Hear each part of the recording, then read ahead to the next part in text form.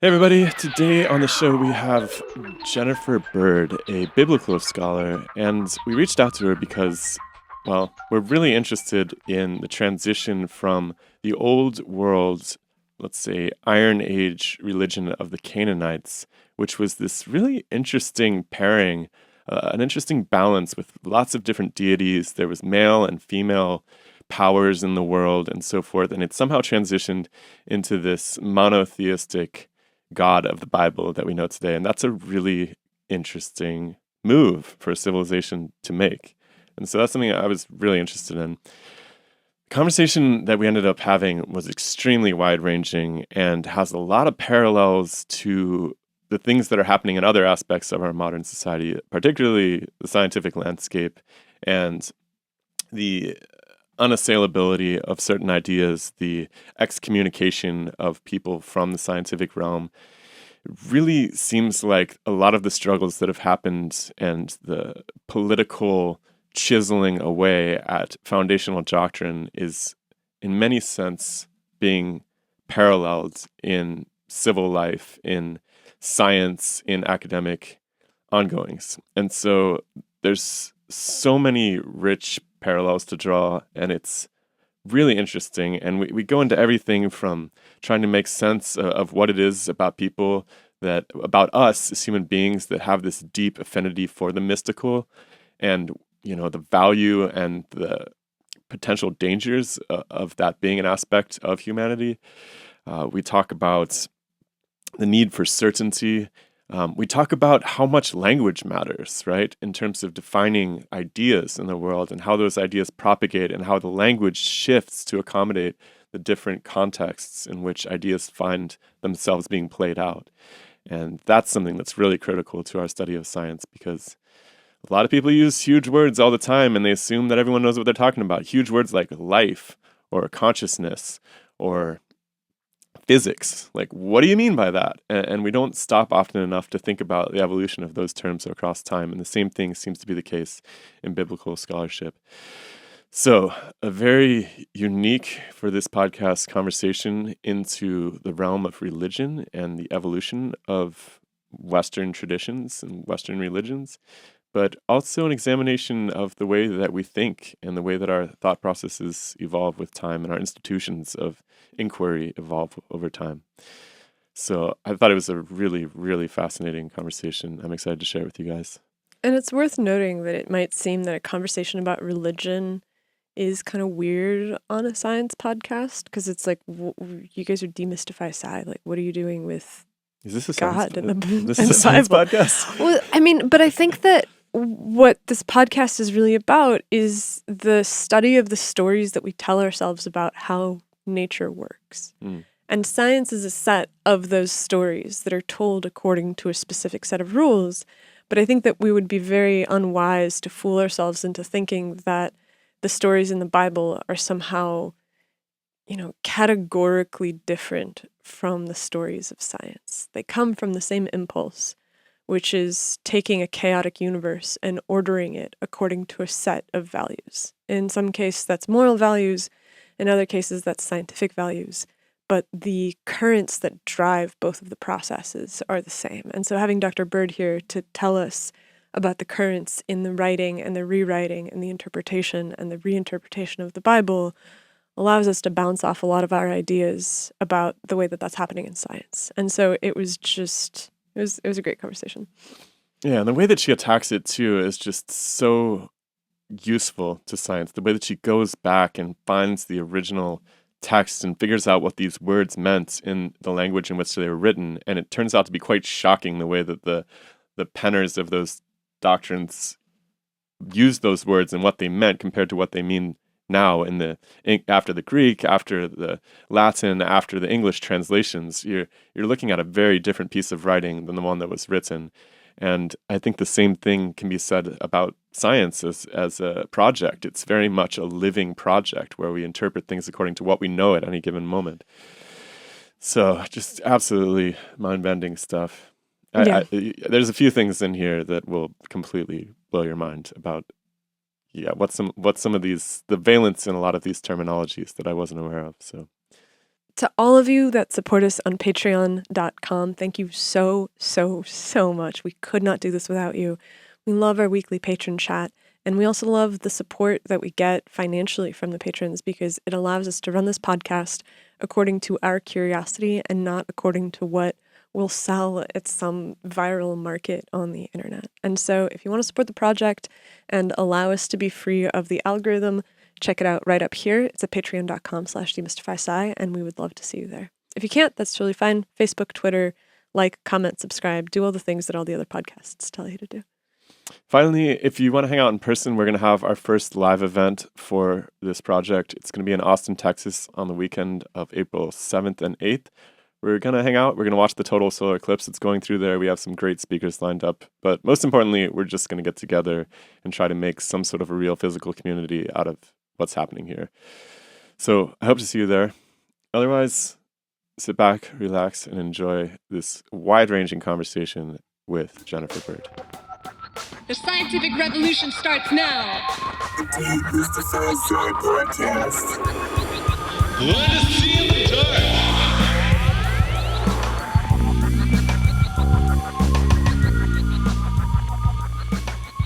So I did grow up in a family that went to a Methodist church, similar to the Lutheran in our midst upbringing, right? Every Sunday, twice on Sundays, kind of thing. It was our social outlet. It was, and Methodists tend to be fairly middle of the road, so not extremist, not fundamentalist in any way, and more focused on social justice issues.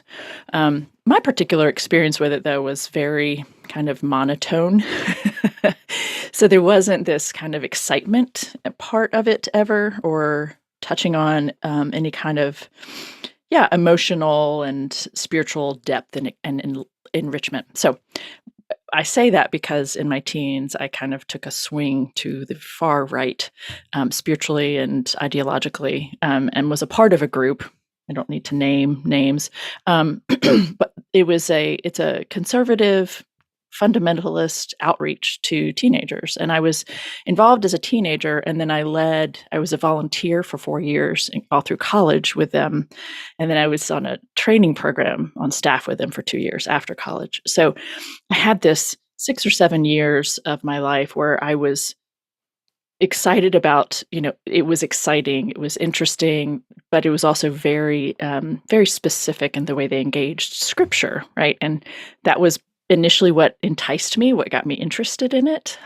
But also there's a heavy-handed, very, most of the time, literalistic engagement with the scriptures, right? So, but not always. And that's kind of a different conversation. But they tend to also spiritualize passages that are actually challenging like political and economic injustices. It's kind of an interesting piece of the whole picture here. But so from my experience, when I was in college, I like to share this anecdote because it helps people see how seriously I was taking it. When I was in college, my mother was ordained as a United Methodist minister. And at that point in my life, I had had 2 or 3 female pastors who were important in my childhood. But at that point, there's a passage in one of the letters that says, I do not permit a woman to teach or have authority over a man. And so, I turned to my mother at the beginning of a 5-hour car ride, just the 2 of us. After this significant moment in her life. And I say, Mom, I just don't understand how you could get ordained since it's against God's will for women to be ordained. I genuinely believed that, even though I'd had important women in my life who were ordained, and I loved them, right? So that's the power from my perspective. I share that anecdote because of how in those kinds of communities, right, how people tend to be so willing to give over power and authority, right? And to this text, it's a form of certainty. And I bought it. Like wholesale, I changed my attire, I got baggier clothes so I wouldn't cause my boyfriend to stumble, the whole 9 yards. So that was how seriously I took scripture, and memorizing it and using it for my language and prayer and all that kind of stuff. So I understand where people are coming from who do that still, right? Who do that today. And what kind of took me out of that particular way of thinking and engaging the world was one of the leaders in the group that I had been a part of as a teenager wrote a paper. She was doing a master's program at Hollins University, and she wrote a paper where she engaged the biblical texts in one of the more well-known passages for people who are familiar with it. It's referred to as the Martha and Mary passage. And it's a passage where Jesus is interacting with these two sisters, and one is working in the kitchen, and the other is sitting at Jesus's feet as a disciple. And the one in the kitchen says, Jesus, tell Mary to get off her rear and get in here and help me in the kitchen. And his response is typically translated, Mary has chosen what is better, blah, blah, blah, blah, blah. And there are conversations in churches where people will say, are you a Martha or Mary? Are you a learner or are you a doer? As if it has to be one or the other, right? And this woman looked at the Greek and saw that there's a justifiable way of handling it that says, Jesus said to Martha, that Mary has chosen is better. Meaning, instead of giving into what is expected of her, which is what you're doing, Martha, you're doing the so-called women's work, right? You're doing what the patriarchal framework is expecting of you. You're cooking and cleaning, but she has chosen for herself. That, in and of itself, it might sound simple to the two of you or to some of your listeners or followers, but this woman showed me that. So it's the words of Jesus, right? Dramatically changed, it gives women like, agency, right? Instead of giving into authority. And she used me specifically by name as a woman she knew who was being a Martha, who was giving into what was expected of her as a woman and was downplaying my own abilities, was deferring to me. Like I was doing all those things so I could be a part of this movement. And I'm not exaggerating. I had the most bizarre experience in that moment where it felt like the fabric of the universe opened up and shifted and reconnected. It was like, what? So if that significant kind of a thing for me at the time could happen from looking at the languages and reconsidering what they might be saying, even just at that level, right? Much less all of the other things about this is just, maybe this is myth, maybe this is something else. But just that, because of how much power and authority I was giving those scriptures, I was like, I need to go study the biblical languages. Like there is more to see here. There's more going on than I want to be one of the people deciding what it says instead of trusting all these men to tell me what it says, right? So that's what eventually got me to seminary to study the biblical languages. I wasn't interested in ordination. I didn't know what I wanted to do with any of it, but the Bible itself was too important to me not to be the one trying to see it for myself.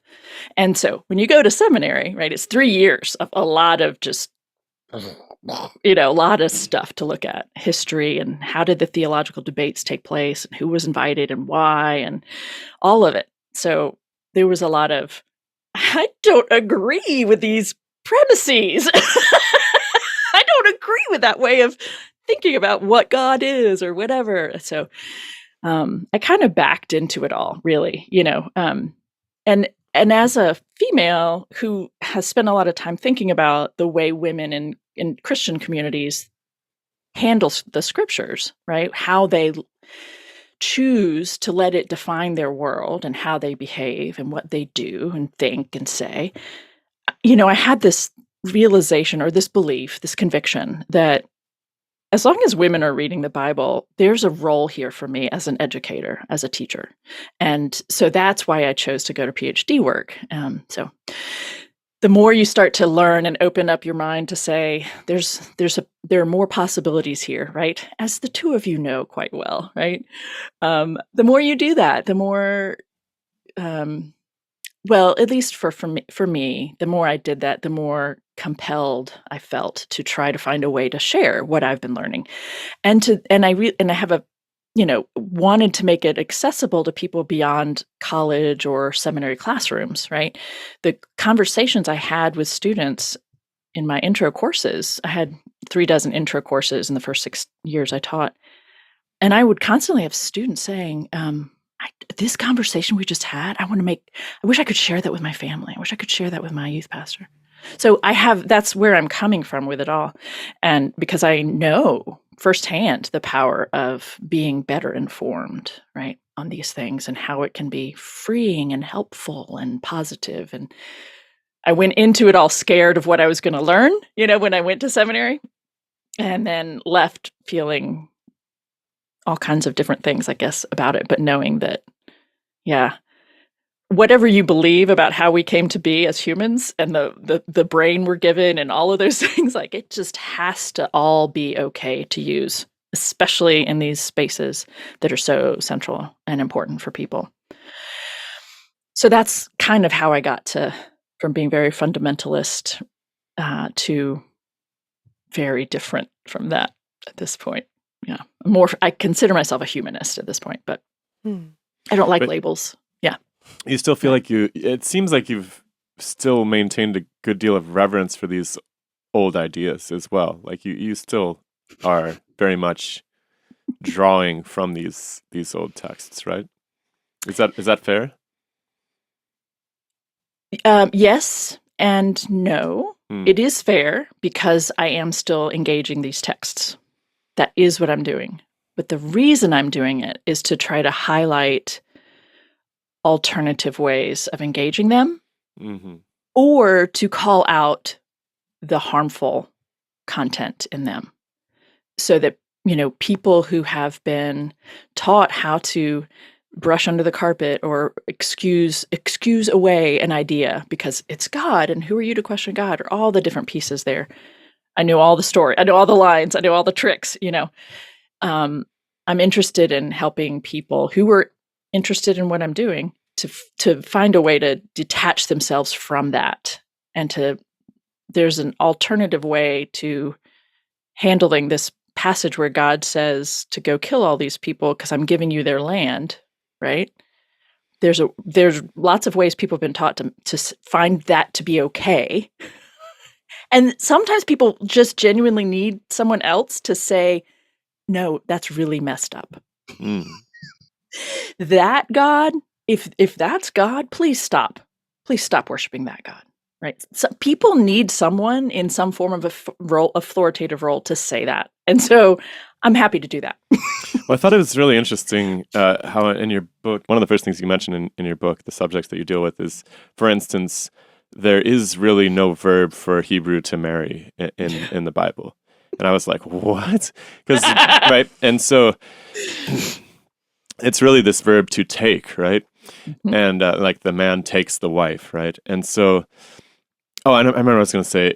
These things seem to be rooted in a very specific cultural context where you have this sect of the Canaanite culture that breaks off, and they're kind of looking around like there's all these empires, bulldozing through their land. That's right. Excuse me. And they're kind of like, enough is enough. We need to stand up for ourselves. Exactly. And so a lot of the law and the wisdom and the values and the ethics that are being put on the table are aimed at solving this problem of how do we be an independent people that aren't getting trampled on. That's and right. There's a lot of wisdom for lots of different peoples in modernity that can come from that, but it also has to be looked at in terms of what it was at the time as well. And certainly people living in the United States of America, especially the middle class, very well, reasonably, some of the most comfortable people on the face of the earth that have ever lived. That's a very difficult situation for them to draw literal wisdom from, because that's far from the situation that we find ourselves in as a nation, at least. And so, yeah, that might be, I don't know if you want to expound on that, but that's like a really interesting example of what we're talking around here, which is a specific usage of a word that's been kind of bent over time, that had a particular kind of possibly corrupt, I don't know, it seems like maybe not so savory context about taking women and so forth, right? Which sort of made sense at the time in some context, but as it's been harnessed and reappropriated into this legal idea of marriage that we have today, it's more and more distant from what it originally was supposed to mean. Regardless of whether what it was supposed to mean is a good idea or not, it doesn't even mean that anymore. So there's been so much change. It's just, that's what we're talking about, is this evolution of meaning over time and how the different political structures have used that to their own interests. Yeah, spot on. Exactly. There were two pieces of what you said that I wanted to respond to, but I'm going to respond to the specific one about the language. I have people push back when I point this out about the verb is usually to take, and it's probably, I didn't do a statistical analysis. It's probably 80%, 85% of the time that's what the verb is in the Hebrew, is to take, that's being translated as to marry. There are 4 other verbs that are being used. They're not as common.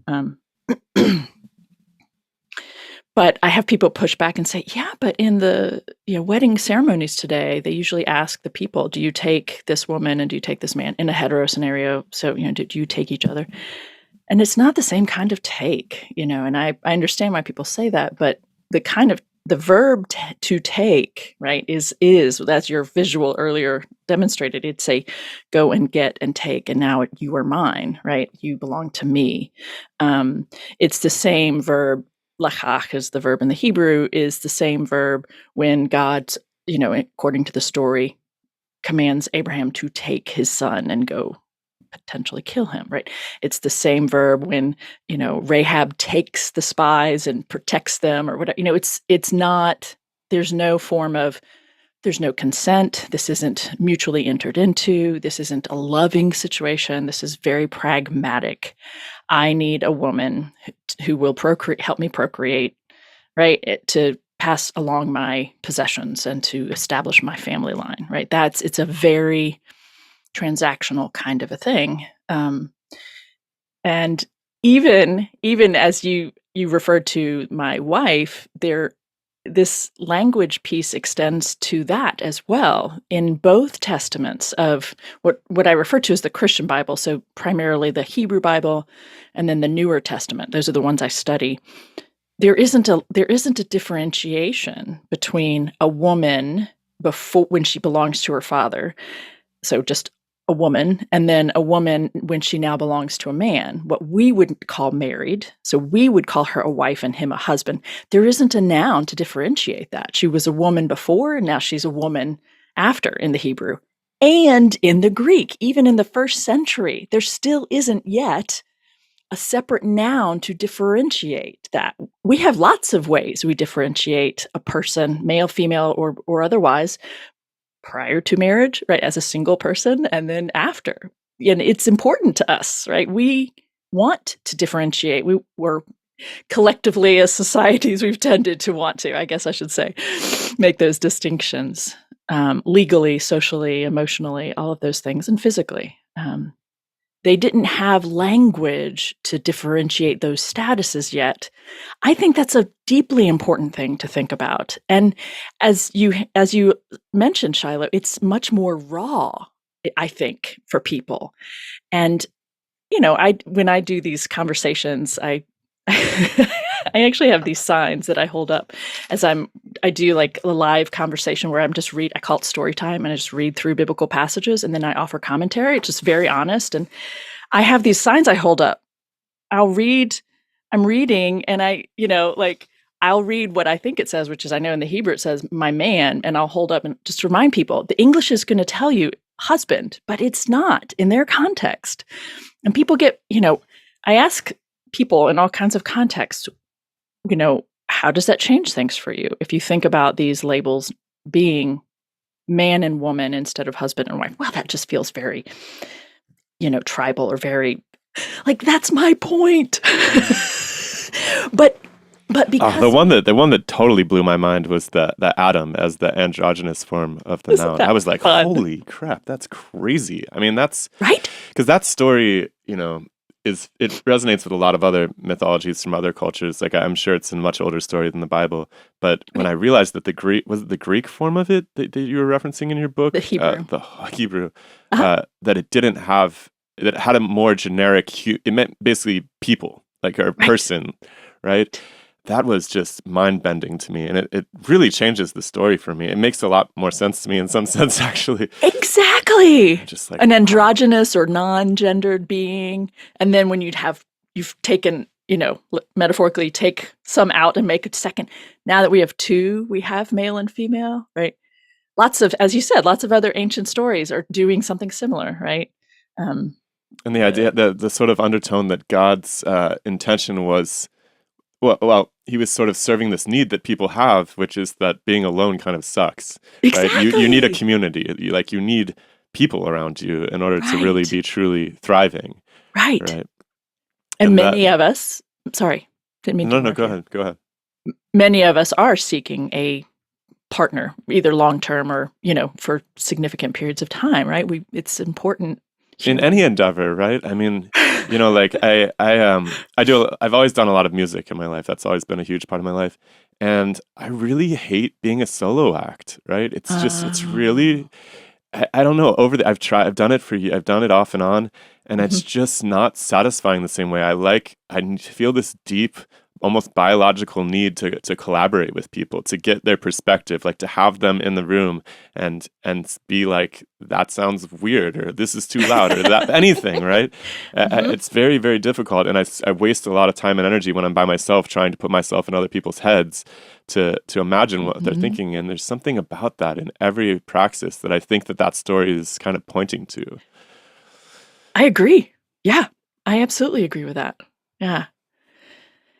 You also made the comment about the laws or the language coming out of, ancient contexts, and so many people, I think, are not exposed to even just simply the role of the ancient empires around these people, right? And how that has influenced the kinds of issues they talked about, the kinds of language they used. I mean, it was a really I wanted to go back to that because I think that's really helpful for people to think about these ancient, many people call them scriptures or sacred writings, but these ancient texts through the lens of politics, economics, right? Most people are given a spiritual engagement with them, right?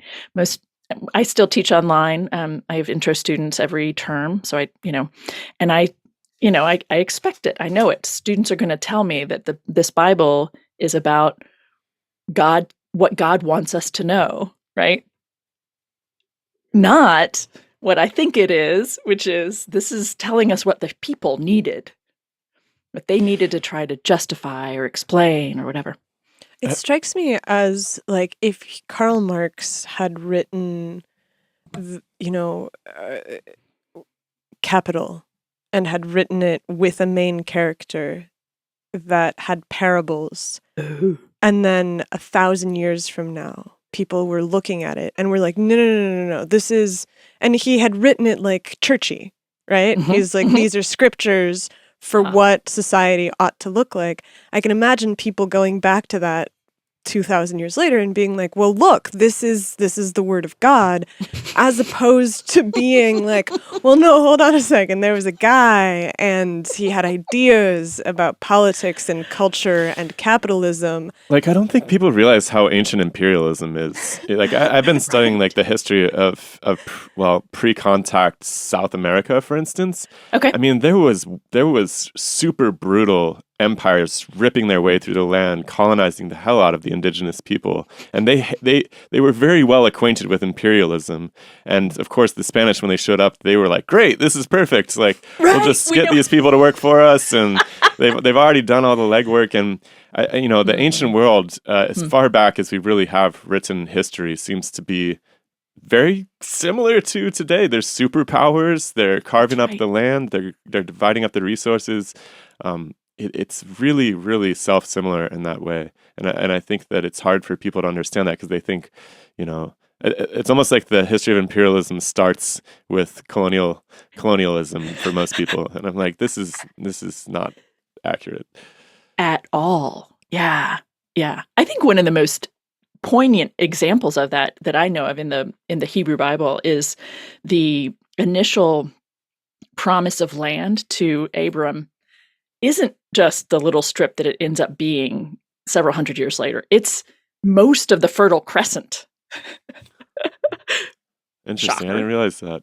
Yeah. How is that? Yeah, how's that delineated? It's described as, from the sea in the west and all the way over, and it names all the way over to the Tigris and Euphrates and through Haran, like significant heart of the Fertile Crescent, which is also then important, as you know, right, for trade. And again, back to your earlier point about this is coming out of people living in a particular, piece of, I think you referred to them as Canaanites, but the people in that part of the land, right, or that part of the world being trounced on over and over, right, by these empires coming through from the north, from the south.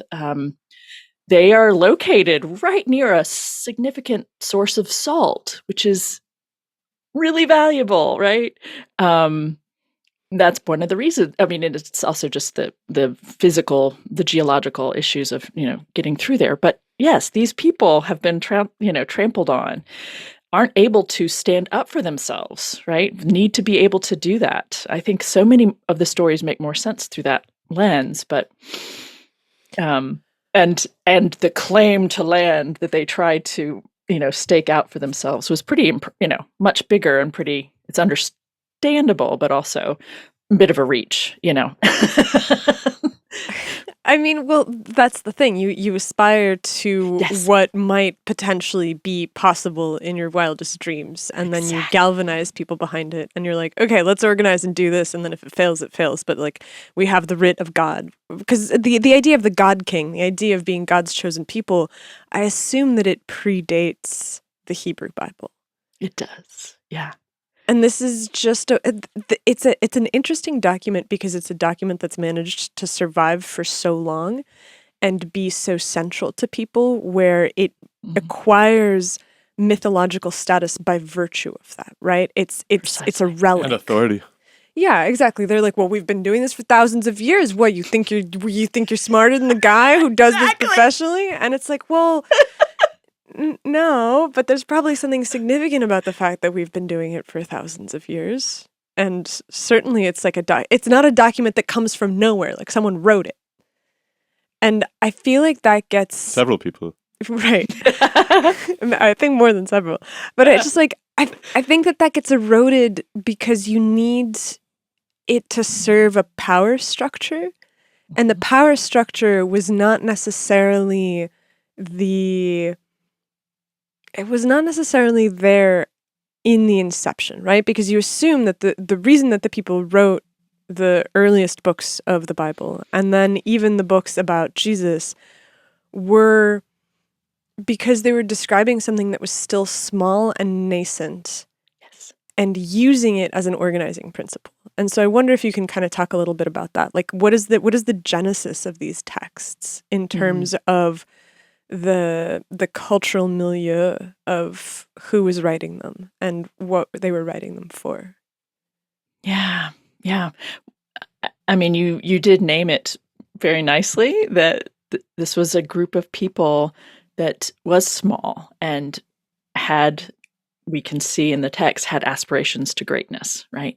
And so you make claims that God said, right? God promised me this land. God promised that we would be numerous. We would outshine the stars. We would be, not simply a large nation, but large enough and established, right? I think people miss that when it talks about being a blessing to the nations. I think people misunderstand that, or I've encountered lots of people who do, and they just think about blessing in a current language of blessing versus an ancient, reality of what does it take to be a physical, economic blessing to other nations. It takes a large group of people established with means to be able to assist others. And we're talking physical and economic, right? We're not talking about have a nice day and blessing you with something nice. It's, and so there again, there's the gap, right? The ancient language and needs versus how those ideas are being used today.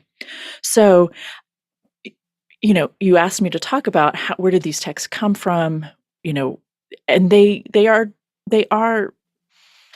stories were passed along for generations, the oral tradition. And at least to the best of my knowledge, I trust the scholars who write about these things, that our understanding of when the first 5 books of the Bible, so that's Genesis, Exodus, Leviticus, Numbers, and Deuteronomy, what's referred to as the Torah. I prefer not to use the Christian language for it.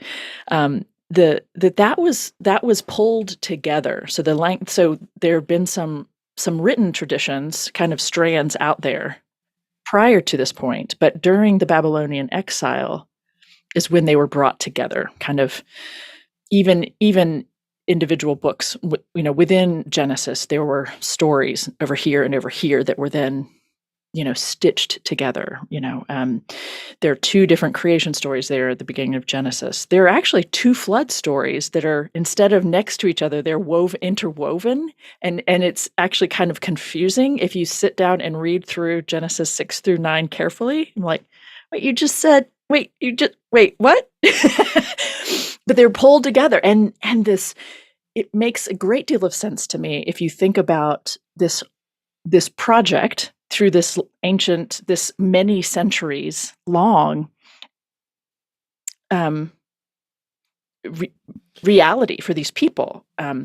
Is that because they were pulling in the Babylonian flood story, do you think? They were. Mm-hmm. Is that what happened, though, after this exile? So just like for people who might not be aware of like this whole story, but it seems like essentially there was a initial incarnation of, fairly institutionalized Judaism, which was then Jerusalem was attacked by the Babylonians.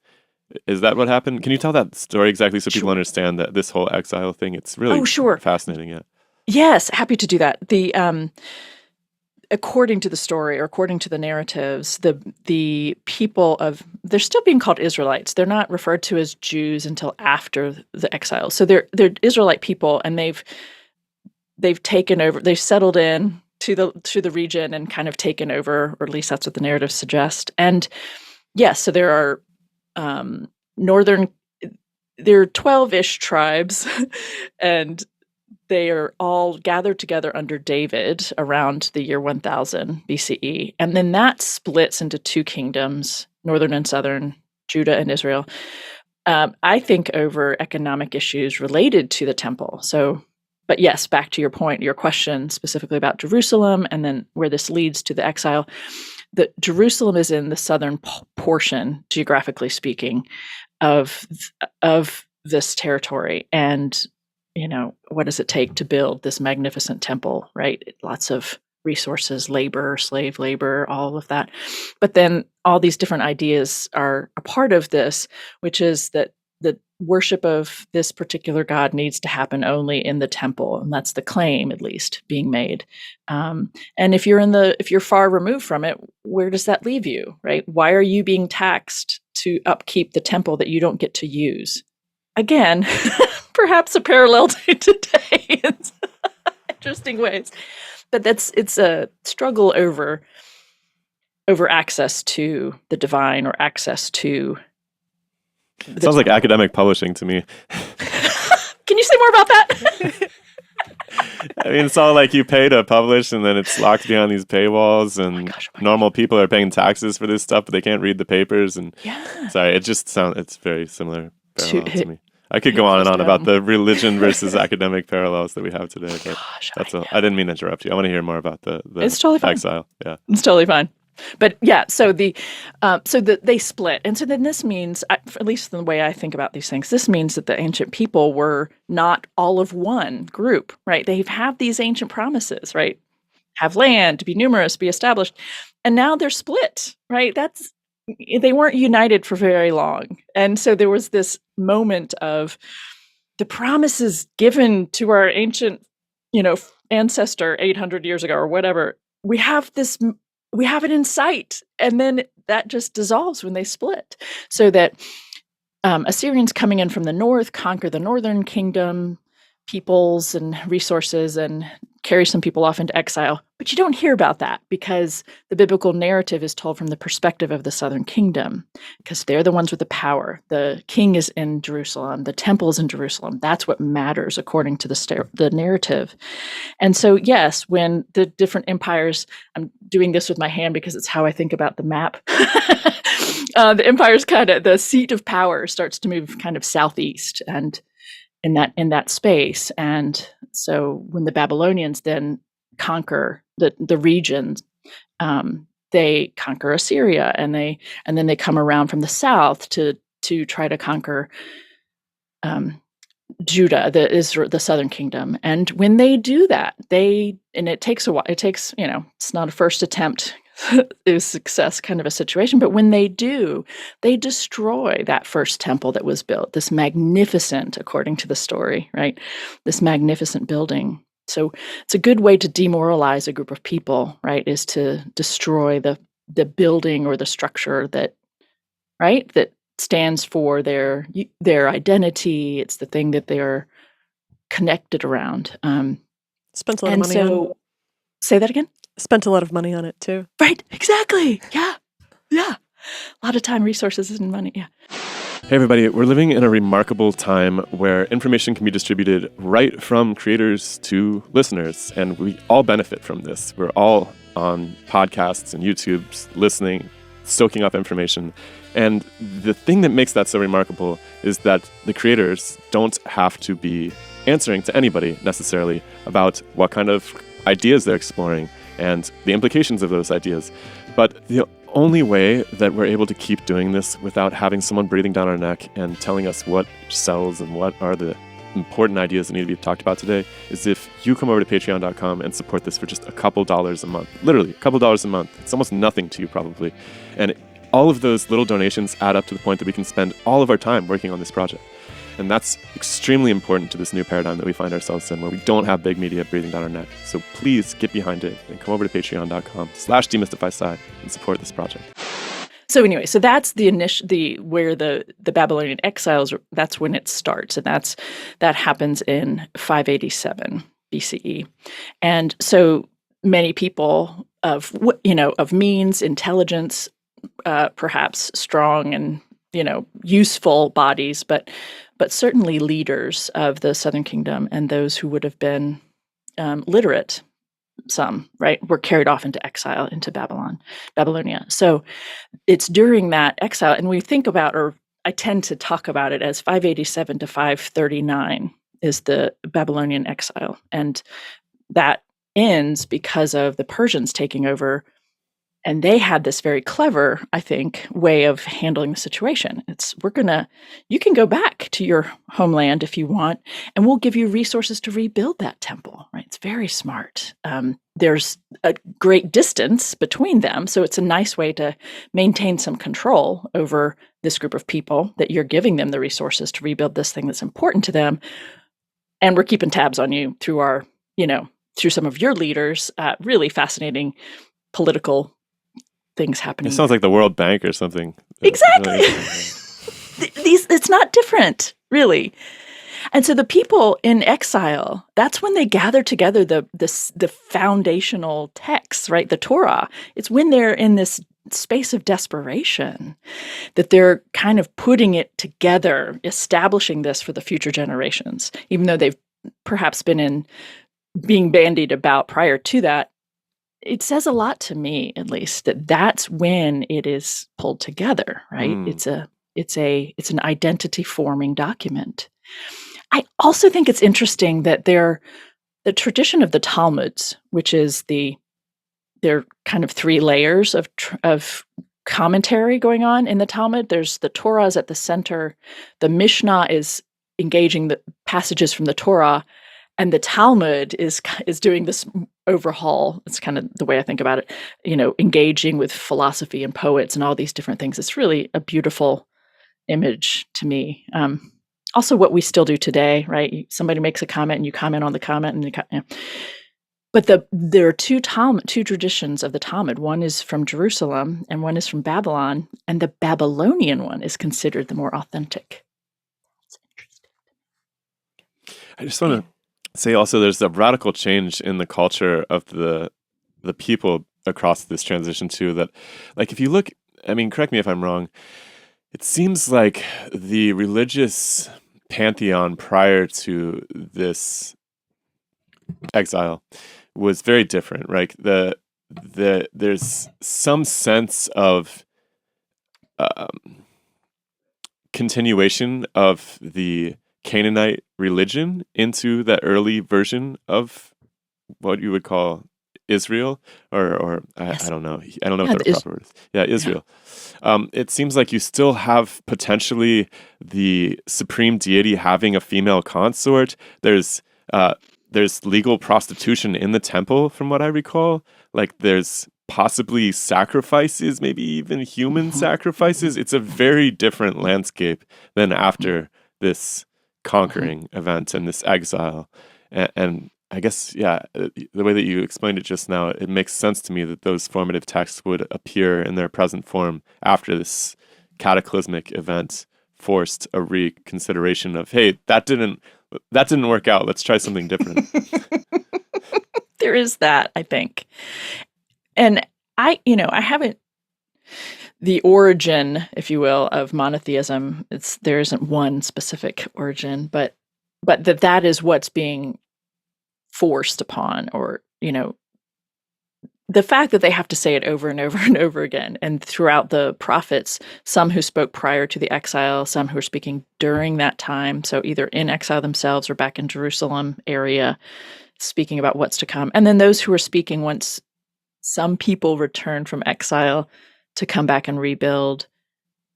The fact that over hundreds of years, this struggle to worship only one God persists, right? That they keep returning to the ways of their ancestors, right? They keep worshiping the other gods. The people around them in this territory of Canaan, are the people they come from, as you noted again earlier on. And yes, of course they're going to keep returning to worshiping the gods of their ancestors or the people around them. I think it makes a lot of sense. And it's tragic to me that there's such strong language denigrating the worship of these other gods.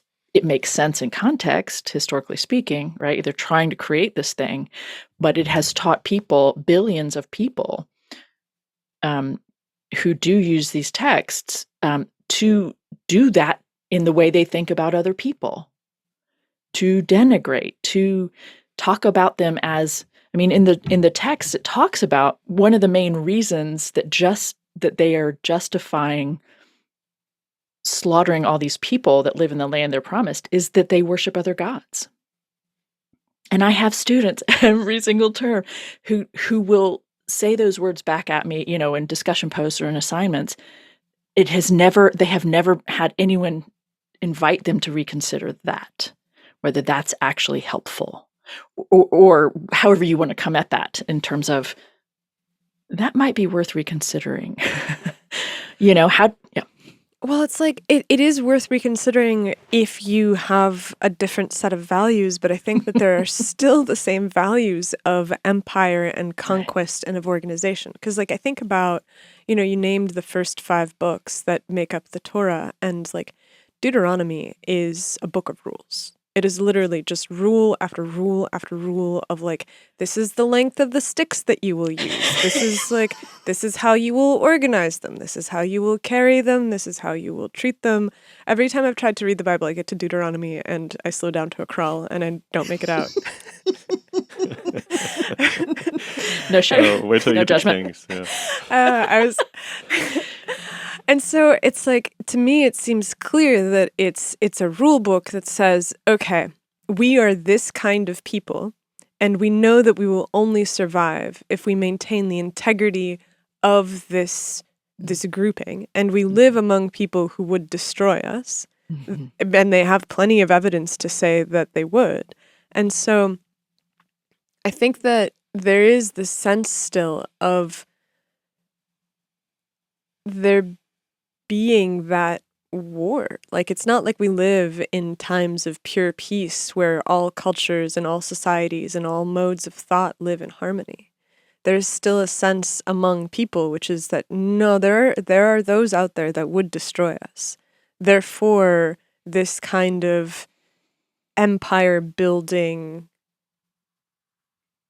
bloodlusty orientation is just, for it is a response to what exists in the world. And the cyclical nature of this is hard to ignore, right? Right. And so it's like, on one hand, it's a book that's written a really long time ago about people that were dealing with like a very specific set of political circumstances. But on the other hand, it's like those political circumstances have not disappeared. Exactly. Right. And so the question is it a text that's possible to update for actually breaking that cycle? Or do you think that the text is locked in such a way that so many people look at it literally that it is basically just, there's enough gunk in the gears that they can't be turned? I don't think it's possible to update the text. I think there has to be an alternative. Personally, I think it takes an alternative. But I also think that the extent to which people believe that empires must persist comes to us, at least in Western ideas, comes from being trained, and over the generations we have persisted in thinking about it this way. And one of the primary ways that sources that comes from are these kinds of texts, or the beliefs about God and humanity that these texts perpetuate. It seems to me. I mean, there is a question of like resource limitation, and if you look at geopolitics as like a game of risk, right? There is a necessity to control rivers and ports and trade routes and all of these different things in order to be able to maintain some level of security for your people. Because like, I don't want to paint the world as a zero-sum game, but we live on a planet that has limitations. Until we go, I guess we're planning on going to Mars and the moon and whatever. Oh, dear. So. Yeah. And so, like, okay, maybe limitation is not First thing permanent. we're building is military bases, for yeah, sure. Absolutely. And so it's like, I just feel like there is, like, if I look at biology is governed in many ways by physics. Like, there are thermodynamic laws and limitations to what you can and cannot do. Like, our metabolism runs in a way that is governed by the rules of, like, what happens when you take a piece of sugar and you burn it. Like, there are finite numbers of things that you can do with that. And so if I zoom out and I follow the principle of, as above, so below, I'm like, the organization of human societies is also limited by the same sort of flows of energy and flows of resources and what things are possible to do with them. And the most efficient thing to do is usually to eat somebody else, which is a really terrifying aspect of biology when you start to realize that like everybody's eating somebody. There is that element, and it doesn't seem like we can get away from it. Yeah, and it seems like the control of women that arises is a consequence of that, which is that. And you can kind of see this playing out. Like, I don't know how much time you spend reading, like, right-wing Twitter, but there's a lot or a little? As little as possible. I find it fascinating because I really love to study the sorts of the talking points, basically. Like, I want to understand the way that people justify the worldview that they have that I find difficult to understand. And there was something the other day that there was a guy who made a really interesting post where he was like, look, if you look at fertility, like everybody in right-wing Twitter is obsessed with fertility rates, right?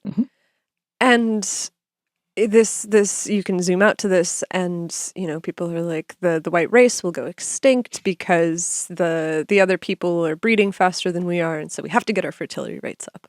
Okay.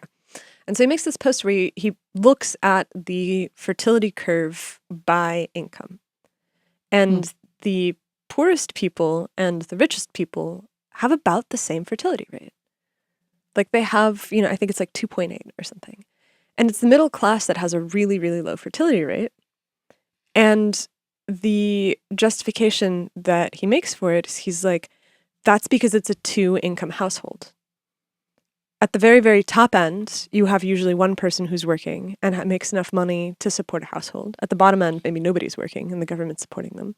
And in the middle, you have 2-income households. And so the solution is to disincentivize 2-income households by making it so that if you have 2 incomes in a house and you're making like $150,000, you get taxed so heavily that it makes it the same as having a 1-income household.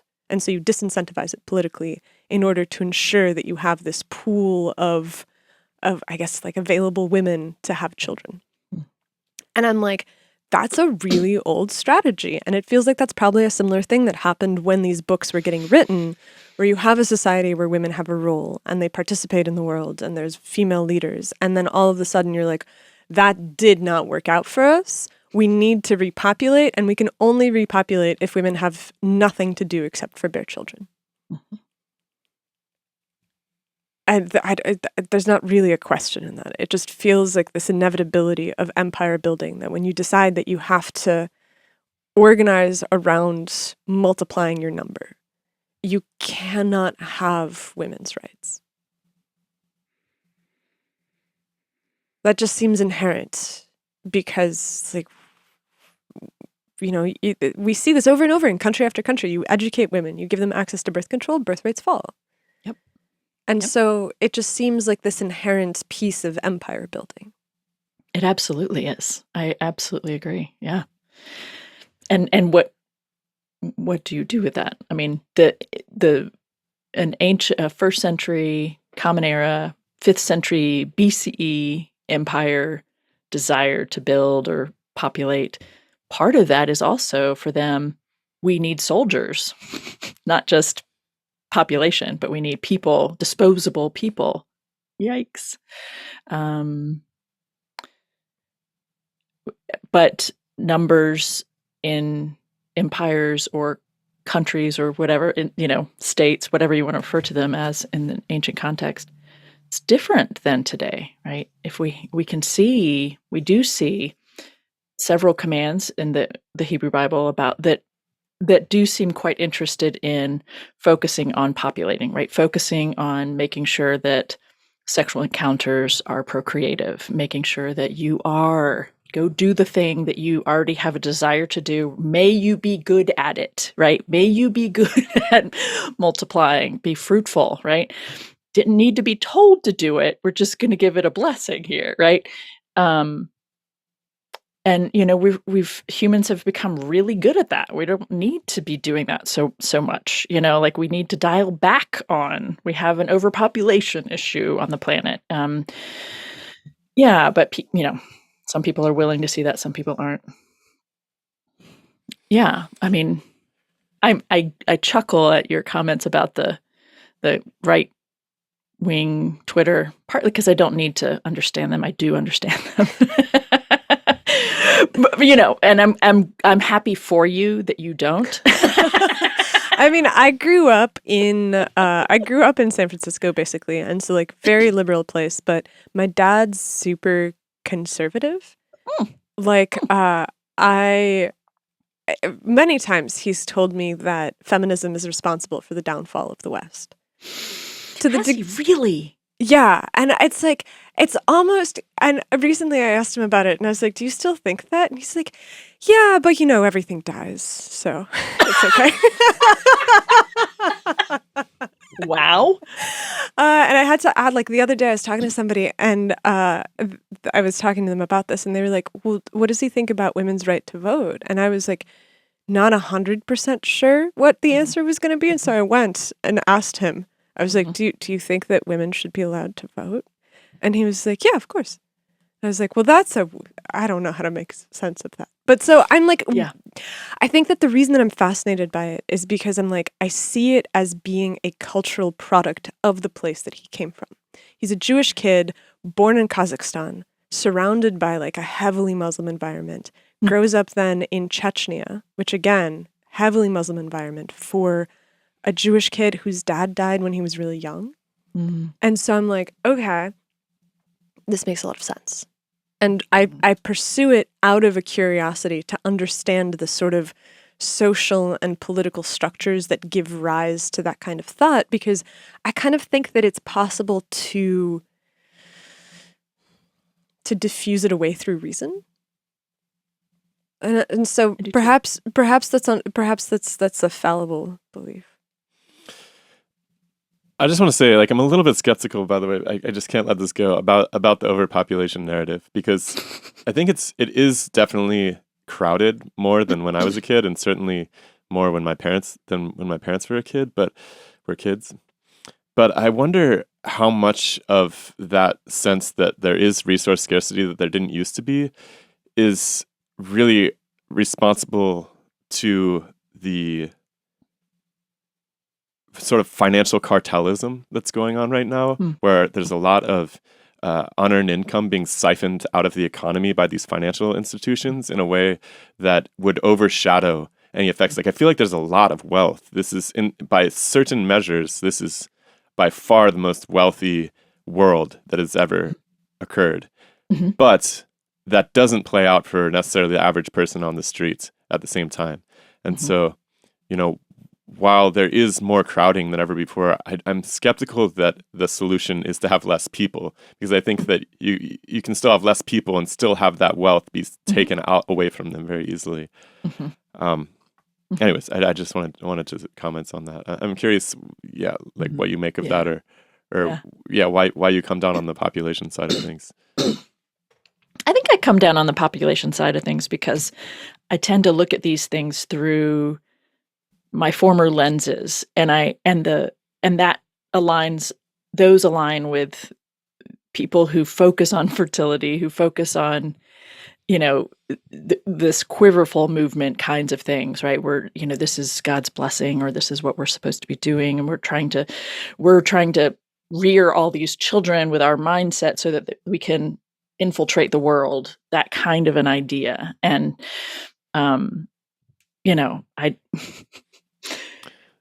it's kind of like a mindless replicator system too. Yeah. And also, I don't see the care or the sensitivity to it all, like the understanding of whether you're talking about a family that has 13 children.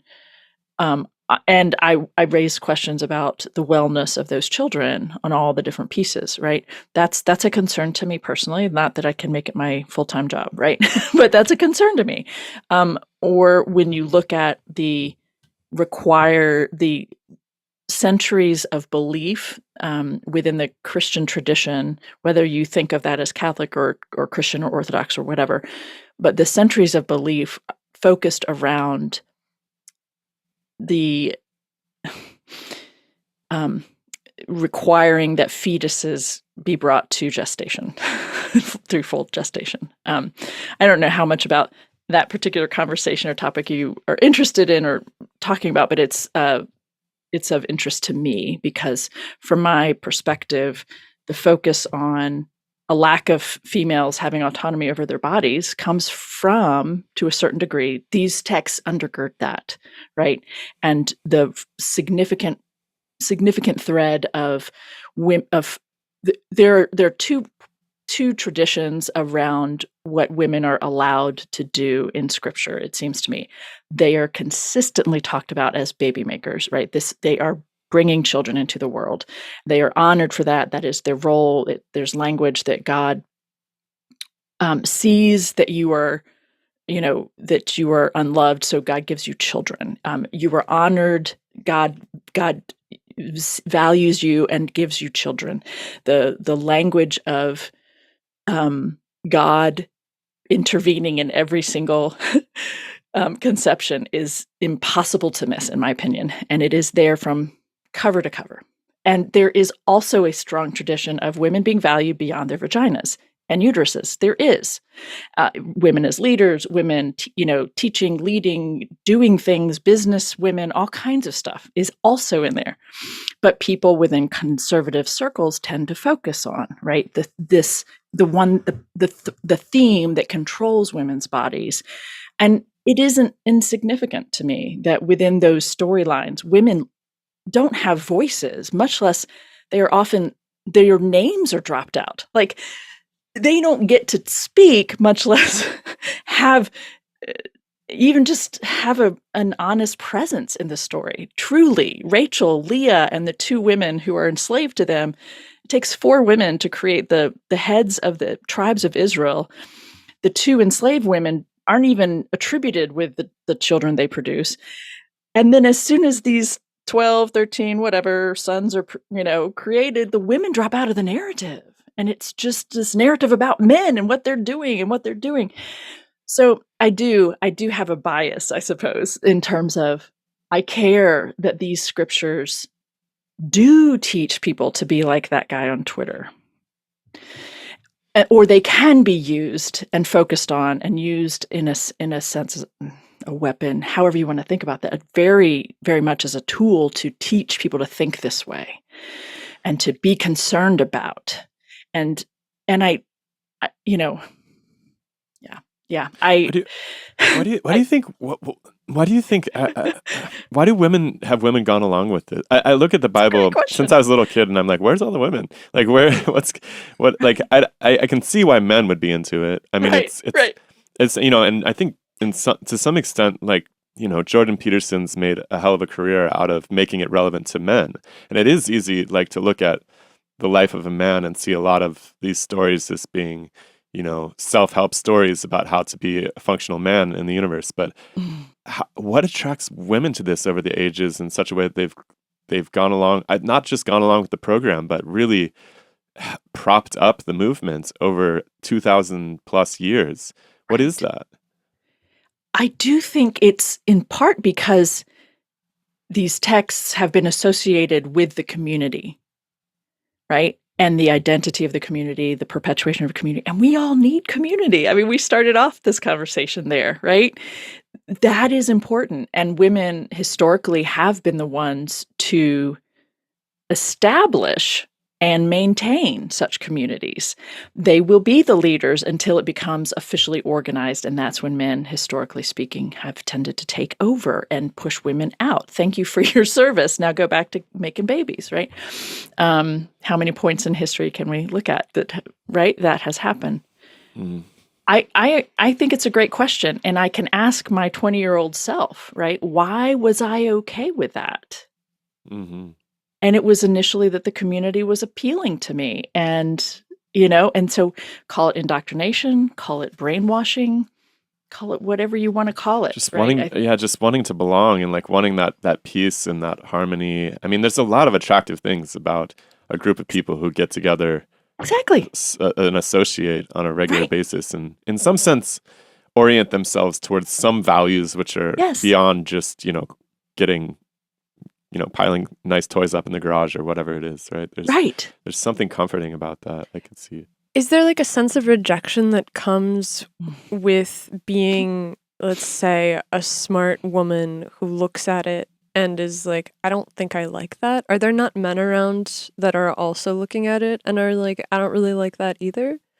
Does it just make you kind of a pariah? Is it so imbued in the fabric of the society that just no one is questioning it? Well, there's a significant movement referred to as deconstructing. I don't know if you've heard about that or familiar with. I think I came across it just yesterday, but I don't know. I just saw the word. I don't know anything about it. Well, it in particular, it started with, I think, with 20, 30-year-olds who were saying, yeah, this stuff is toxic. I'm seeing this for the first time, that this passage or this particular idea about God, the concept of hell, original sin, like all the different doctrinal things, people are starting to say within the community are finally saying, I'm not okay with that. And I need some other people agreeing with me on that. And I do have to leave in order to find that. And and so there are millions of people trying to leave the Christian community they have belonged to their entire life. And it's devastating. It's right. It's a form of mourning, and it's lonely, and sometimes your partner or your spouse doesn't agree with you. And we see that in Scripture too. So there are people doing that and saying, I still need community. I still loved. I mean, exactly what you were saying, Shiloh. There is something about being together, having each other's back, all of that, right? You share your joys and sorrows, and it doesn't have to be all deep all the time. We have just this people. So there are people saying, I'm done with the ancient ideas that are embedded in these texts that I have then been taught to believe about myself and the people around me. There are some people doing that. I would say that there are people in mainline traditions who were trying to raise these points, but it is a very slow ship to turn. I mean, it is, I get really fed up with it very quickly because, right, there's too many things that are, from my perspective, that are just harmful in the belief systems. So, yeah, you mentioned something earlier too about people. You just made this statement, which I think is true, that everybody wants certainty really badly as well. Some people do. Mm-hmm. Well, I do. I mean, I know it's sort of out of reach at this point, but wouldn't it be nice? Wouldn't it be nice? And if someone makes a compelling case for me of a very certain way of life and a very certain, approach to any situation, I'm naturally intrigued, Mm-hmm. I think that there is also something about having children that does resolve a lot of aches and pains for women. Like, I've seen a couple of my friends have kids, and it is a massively transformative experience for them in a way where they were like, I had a pain that I didn't know where it was coming from, and I had the baby, and the pain is gone. Wow. And so I think that there is something about this idea of, you said something earlier about the, you don't have enough love, and so you have children and they will love you. And I think that is a really, really, really powerful motivator, because let's say your husband's fine, or let's say your husband sucks, but you're not particularly close to him. Right? Maybe you're not best friends. Maybe it's just this business relationship that you've entered into, and you're part of a community where it has to happen, and you're like, okay, fine, whatever. And then you have kids, and all of a sudden you have this gaggle of little creatures that really do love you, and you are very close with, and you can invest yourself fully in them. And so it resolves this deep existential dread that you weren't able to resolve otherwise. And so I think that it plays a role on that level where it's if you are missing something, I think that children can be used to fill that void. I don't necessarily think that's good for kids, but I do think that it must play a role in women going with it, because it's well, now you have a room full of friends that you've made. 12 or 13 of them. Yeah, right. I mean, I agree with that. I like the way you, because you didn't know the story, perhaps, or the line in the passage, that I was thinking of when I made that reference. I liked the way you kind of retold that. I was like, oh yeah, that isn't in the story. Rachel is desperate to have children or she will die, and it's really about the story. See, I think there's a significant difference between the narrative and the human realities, right, that it's trying to reflect. And predominantly, the narratives are told by men, right? So men are reading these interactions between women and telling them, for the most part. But it's a competition between Rachel and Leah for giving their man children, sons specifically. But what's, I think, more realistic is what you're talking about, right? Is this desire that she would, that she might, physiological, right? There's some sort of chemicals running through our bodies that are doing, right? They're hormones and things that give us those inclinations, right? I mean, it's not just our ideas. Yeah, we're animals. It's hard to Right? remember that sometimes. Yeah, I mean, I think that people's hormones are really, really radically different. Like even among the Exact- women that I know, where it's like some Exactly. women are totally driven to it, other women are Right. like. So somebody else on Twitter made a really interesting point in response to that post about the birth rates, where they were like, "Hey, what if what we're seeing is that there's only some people that really like having children? Exactly. Like, what if that's just an orientation where you're just like oriented towards children and some people aren't? Because you meet people who their whole lives are like, I can't wait to start a family, can't wait to have kids. Right. And you know them when you're like 15 or 16 and they're already kind of like getting prepped for it. And Yep. then you meet others that are kind of just like, and so it makes sense that in context of a social scheme where you have a society that is trying to form itself and to multiply, that you would have the women who were true believers be obsessed with this idea of having children because it is meaning incarnate with or without the hormones. Because these are people that are like all in true believers, like we must generate in order for this experiment to go. And if I can't do it, I'm failing the experiment. I'm not serving the purpose. And it's like your intellectual contributions at that point don't really matter because the question is literally like pure numbers. Mm-hmm. Mm-hmm. And so it makes a lot of sense to me in that sense. And I understand the drive towards generation because people really want their ideas to survive. Mm-hmm. Mm-hmm. And it's a weird part of this whole thing, which is it's spiritual, like, Ish. I know it's like a spiritual numbers game. It's spiritual-ish, but it's also a numbers game. Like you look at the Mormons. Mormons have a super high birth rate. And it's entirely possible that if things keep going the way that it's going, like the Mormons will be the dominant Christian population in the United States if their birth rates continue to be so high. And because, you have families of like 8, 9 children, those families have 8, 9 children, like the math works out. And so if your goal is to make your population larger and larger, then and you really believe in your values, like, yeah, it holds together. It does.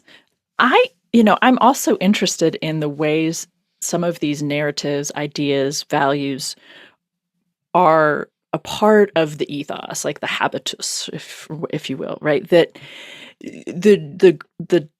those children, male, female, and otherwise within Mormon homes are being taught this very early on, directly and indirectly, right? And I even wonder about the friend you alluded to, right? Or the person at 15 who's already excited about children and a family. To what extent is that because she has been groomed within her faith community that's her primary role and meaning in life is to be a wife and a mother? Like, to what extent is that playing in for her, and to what extent is it what she genuinely wants? Has she accommodated the narrative that's been presented to her?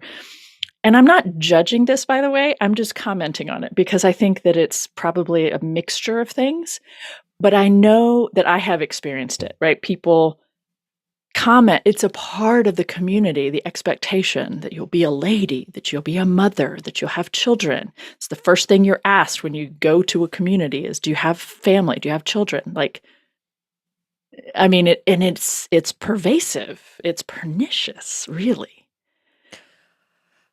I mean, I think that it makes sense in terms of an isolationist worldview, right? Because if you take genetics as being one path towards propagating an ideology, memetics is another path. And there's a lot of people who think that memetics is actually more powerful than genetics, where, do you know these like Arthur Ashe, Arthur Ashe is the tennis player, I don't remember, the Ashe experiments, where basically it was, he was a psychologist in 60s or 70s, and he would do these experiments where he would bring people into a room and show them a bunch of different lines. Okay. And one of the lines was shorter than the others. Oh, yes, I have heard about these. Mm-hmm. Right. And so, like, if everybody like obviously shorter. Like, obviously shorter. And if everybody in the room is a plant, like, much, right? And if everybody in the room is a plant except for the subject, the subject, some percentage of people are kowtowed into being like, yeah, I guess the one everybody says is shorter, despite the fact that their eyes can see that a different one is shorter. Mm. And so, and as soon as you have one dissenting voice among the plants, then that falls apart. And so I'm like, okay, so that's indication of the strength of memetics. You can come into a group, everybody in the group says a thing, and therefore you agree with the thing. The minute that there's a dissenting voice, it forces the entire thing to fall apart. And so in terms of self-preservation, it makes perfect sense that you would have these initial filtering questions of like, are you on board with the mission? Because if you're not on board with the mission, it's like very destabilizing to have you around. Mm-hmm. And so this is, God, I hate to say it, but this is like a culture war. Isn't it? Like at the base of all of it, it's like these are the values that we hold. And our values can only hold insofar as they're perpetuated and propagated. And when people come in who are starting to question the values and starting to suggest that perhaps we should have a different set of values, it's so threatening to the entire fabric of what you've built. And have you seen or read Jeff Charlotte's The Family? I have not. Oh, I know some of the people that are, yes, I know some of the people. You're talking about the Netflix documentary? Yep, I watched it. I was being groomed to be a part of that. Can you tell us a little bit about that? It was not an extensive, but I just say I'm familiar with those people. I look at I know that person and that person. I just remember there was a year I went to the prayer breakfast, the National Prayer Breakfast. I was so excited to go, and I met someone, very attractive young man. He apparently seemed interested in me, and we had this like pseudo trying to connect after the prayer breakfast. But all the conversations around that were about, it was very subtle. And people were very, oh, she's great. This whole thing, this new person that and it wasn't at the time, I didn't really know what to make of it. But when I watched that documentary, I saw that experience very differently in terms of the people I knew who were a part of the family. Most of them were not in the documentary, the people that I knew, but I just watched it. I was a part of it for a while. There was the sense of community and belonging, the appreciation, the value of who you are. Not that they knew everything about who I was, or if I were to ever speak up about what I actually think and believe, that would need to be curtailed or silenced, or you're out the door. It's not a very juicy tale, but I'm Well, I think that it's relevant because they have this different grooming path for men and women. The men are selected. So basically the premise of it is that there is a shadowy religious organization that is right-wing Christian that is... I mean, they have like both sides of the political aisle, to be fair. Do they? Yeah, that was like the whole point, was like they're going to control heads of state, and like they don't care about partisanship and so forth. They had Democrats and Republicans and everything coming through. Interesting. I didn't catch that. I mean, I think the interesting thing is that they were kind of like, we're going to scrub everything from the Bible except for the like absolute bare minimum that we need in order to perpetuate this power pyramid that we've got in mind. But so basically it's a shadowy organization that nobody really knows about that is working behind the scenes to create these really strong intergroup connections. And the men all live together in this house in like the suburbs of DC. And there's also a women's house. Yes. And there's these social events where they bring the men and the women together, and the role that the women play is a supportive role. It is exactly this thing that is outlined as, the woman is the one who is serving. Yes. The man is the one who is acting. And there's this really interesting moment where Jeff Charlotte's talking about asking one of these women, like, don't you feel weird about that? Like, don't you have your own ideas? And she says something like, the men take care of us, And so there needs to be someone who takes care of the man. Which on one level, I'm like, man, you must have your own ideas. But on the other level, I'm like, it's so meaningful.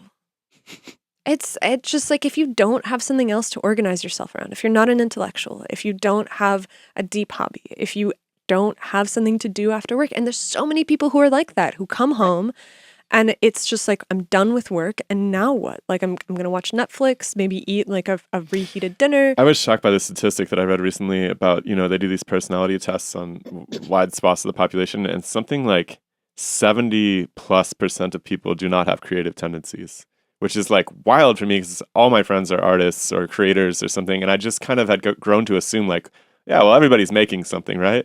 But it's actually not true at all. And so I think there is a lot of valency. The way that it was reported was not that they don't have creative tendencies. It was literally that 70% of people had never created anything in their lives. Yeah, like they never written a poem, they never made a painting, they never, made anything, basically. Yeah. And so it makes so much sense. In that context, I'm like, okay. Right. And so I'm like, because I think that there's like these religious structures, as far as I understand them as somebody who grew up in a deeply atheistic household. It's like, again, I feel like I'm an anthropologist like in the bushes looking yes. I'm like, fascinating. Yeah, I'm that's like, right. I think that people need meaningful experiences. Mm-hmm. And for someone who is creative, the meaningful experience is in creation. It is in generation. Right. And so if you are one of the 70% who are the zeros in terms of creation, then the only thing that you really have available to you to create, if you don't have the urge to do an art or writing or whatever else, is babies. Mm-hmm. And it fulfills a deep need for a large fraction of people. And so it makes perfect sense that there's these structures that organize this and encourage it, because religion is not operating in the absence of power. And so it's geared into this machine that wants something. And the story of the family is really illustrative of this, because the goal is to take over. Mm-hmm. And if the goal is to take over, and you have the scriptures, and the scriptures tell you that this is the role of woman, this is the role of man, and you understand that people need meaning, and you kind of mash these things together, and then you have a machine that runs. Mm-hmm. Yeah, and a part of that, at least from the perspective of a former evangelist, right? And that is predominantly the people in the family are not out there evangelizing, but they are evangelists in their spirit and their nature, right? That the idea that we have beliefs, and our beliefs are true, big T true, and the best and most important for everyone. And one of the ways we're going to get there is by, or whatever, this political power way of doing, seeing the validity or the accessibility, that's not the word I'm looking for, but the power in tapping into politics with your belief systems and the people that you put in roles of leadership who adhere to this way of thinking and these values. And I think of, it's interesting when we talk about values, when I listen to you talking about it, I was also thinking about how someone from a conservative Christian perspective specifically is thinking about that same conversation. Because from that perspective, it is Jesus and God, whatever language you want to use, is central there. And everything is seen through that. And you are taught that you cannot be a moral person without Jesus, without God. You cannot be a moral atheist. All of those different pieces, so that however you want to talk about values in a community, from the predominant number of Christians, even if they're not super conservative, they've simply always thought of it as requiring this God figure, if you will. And in this community, this is how we talk about that God, this is how we worship that God, this is how you do that thing. And historically speaking, it's been that way. I mean, I was listening to you talk, Anastasia, and the images in my head were of all the different times over the centuries that people called a council and said, this person's ideas are different and that's scary. And we're going to make it official that is wrong. And we're going to excommunicate. And that was bad enough, right? To not allow them to be a part of the community anymore, and that was punishment enough, and it was alienating. And the word heresy took on more and more negative affiliations, but initially it just meant this is a different idea that we're not okay with. And then that takes on antagonism and judgment and all the heaviness, right? That difference is going to undo us if we don't attend to our borders and attend to everybody thinking the same thing here within this thing. And the way that then plays out and has continued to be protected over the centuries. I had someone, I admitted for the first time out loud in my late 20s that I did not believe that Mary was actually a virgin when she gave birth to Jesus. Okay. I was in my late 20s. Okay. And it was scary for me to say that out loud. And one of the people who heard me, also a PhD student, took me to lunch and said, please pull yourself out of the ordination process because that belief is too important to the church. And I love the church more than my own feet. I don't know what that meant. And I stated a biological reality. And that was enough to scare this man, right? You have people who are very intelligent, who are upholding the impossible. That's what we're talking about when it comes to religious communities. Okay, so this is a really, really interesting feature of belief structures and I think of human culture, which is that we desperately need mysticism. Desperately. I think that this is a fundamental Maslow has a hierarchy of needs, which is food, shelter, water, myth. Yeah. I think that is missing from that. I think it needs to be rewritten. Yeah, I was going to say that that conversation you just related, I could have imagined having that with a quantum physicist as well. A very similar conversation. Oh, really? It's the same exact spirit of resistance, right? Just these claims that impossible things must be so. Right, and it's very, very fascinating how it persists in every reach of the human institution. I think this is very fertile ground, but I think we should take a break. Okay. Something else that we were really excited about this year is our very first live event. We're calling it Demysticon 2024, and we are holding it in Austin, Texas, April 7th and 8th. We have 2 days of talks. We're going to watch the total solar eclipse, which will not happen again in the United States until 2044, and have a chance to come together as a community that is more than just a bunch of people sitting in their houses far, far away from each other, but is instead a place where we come together and we actually share in the ideas that we find to be most interesting, and we really help the scientific revolution that we believe is right on the verge come into being in reality, in the interconnection between people. So if that sounds like something that you're interested in, then come to Austin on April 7th and 8th to Demysticon. Tickets are on sale right up here at the Eventbrite, and we really hope to see you there. Before the break, I made the point where I was like, look, I think that mysticism is a really fundamental human need. And Shiloh brought it home to this idea of quantum mechanics. And I think that the reason that religions have been so successful is because they do break reality. They tell of things that are literally impossible. And we have some urge to believe that the world is not as mundane as it is. And you see that in, let's say the Immaculate Conception, as much as you see it in the idea that, the foundational principles of reality are a set of weird and spooky experiments that no one can understand and no one can explain, that you just have to take on faith.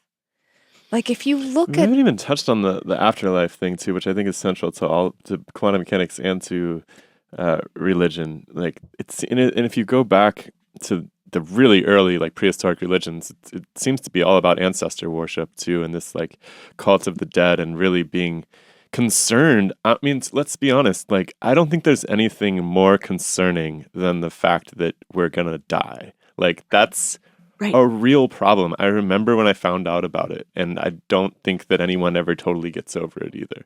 I mean, and if it's not your own death, it's like your spouse, or the people that you love, your children, whatever. All this is going away. And if somebody can give you any glimmer of hope that maybe it isn't going away, actually, maybe that's not the full story. It's like, okay, I'm listening, Right. Yeah. There's so many things I wanted to ask. Like, can you say more about? You just dropped that in, like I'm supposed to know what physics. you're talking about. Yeah, the sorry. the the quantum mechanics and how that relate. Like you've said it a couple times now, and I'm just not on the same page yet. So what is it you're referring to when you say that like a conversation with this person is similar to me saying that virginal conception is impossible, and someone saying, "Oh no, it's real." Like, what's that conversation? The parallel in physics? This is one of our favorite subjects. I know. There's some very foundational experiments in basic fundamental physics that indicate that atoms, which are at quite some distance from one another, can affect one another instantaneously. And the conclusion that's very popular is that reality is non-local. In other words, what you observe and interact with here doesn't necessarily have only its effects here. And the reason for that is because rationality and mechanics fall apart when you get down small enough. In other words, things don't have to make sense is the conclusion that is really, really popular. Okay. To put that into a slightly different language, it's like you've probably heard about entanglement. Mm-hmm. Okay, so an entangled particle is one that you can take it away from its pair, separate, and they always say you could put it across the entire universe, and it would still, the moment that you affect this one right here, would instantaneously affect the other one. Okay.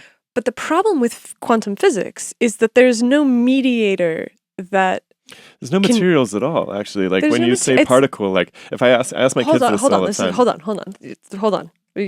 I think that this is, you're right about this, but let me put the arc of it down and then you can break the arc of it down. Because what I'm saying is that this is like Shiloh and I we've written a book about this that we're trying to get published right now. And it's just like, it's a really hard story to tell to someone who isn't thinking about it all of the time. Because we kind of walk around and we're like, no, the physicists have it. Like, what do you mean? Okay, and so the idea is that this entanglement thing happens and there's no mechanism by which it happens. It's not like, okay, so you move this particle and this other particle somewhere on the other side of the universe moves because of the way that they're connected to one another, or which I was trying to point to, is like it's a thing about how you define the word particle. It's literally just magic. Mm-hmm. And you have to take it on faith, because if you're like, hey, hold on a second, and I think this is what Shiloh was pointing to, is, well, what if we don't understand what particle means? Mm-hmm. Is that what you're trying to get to?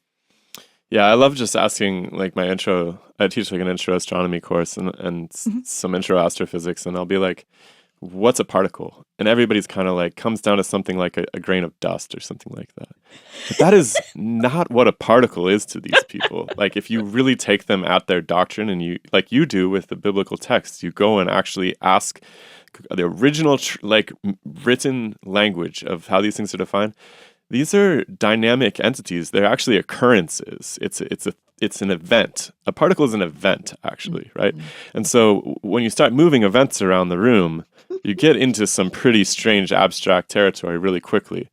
And just the suggestion that, hey, there's probably another way to look at this can absolutely lead to someone saying, I prefer to not have my feet, or whatever it was. You know?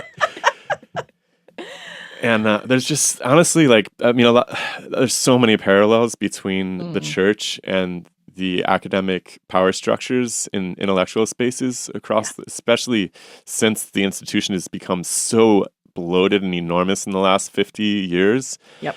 It is wild how similar the church and the academic institution have become. It is, you talk about excommunication, and like I have a friend, we know one of our best friends in the science space has a truly brilliant revelatory idea about a fundamental, minute aspect of astrophysics, and it has basically resulted in him being sent off to Siberia, scientifically speaking. He was the chair of this big department and everything. And, you know, I mean, a case can be made that, like, he could have been more politically savvy about it or something. I don't know. But at the end of the day, it's a very, very similar churchy atmosphere that he's faced and come down on the wrong side of. And it's very tragic. And it's a tragic comedy in some sense, because you think, oh my God, we're so advanced and intellectual these days. Aren't we past that? You know, aren't we beyond this kind of stuff? Right. No. No, we are not. No, we are not. Yeah. What is your experience with this? It sounds like it's deeply resonant.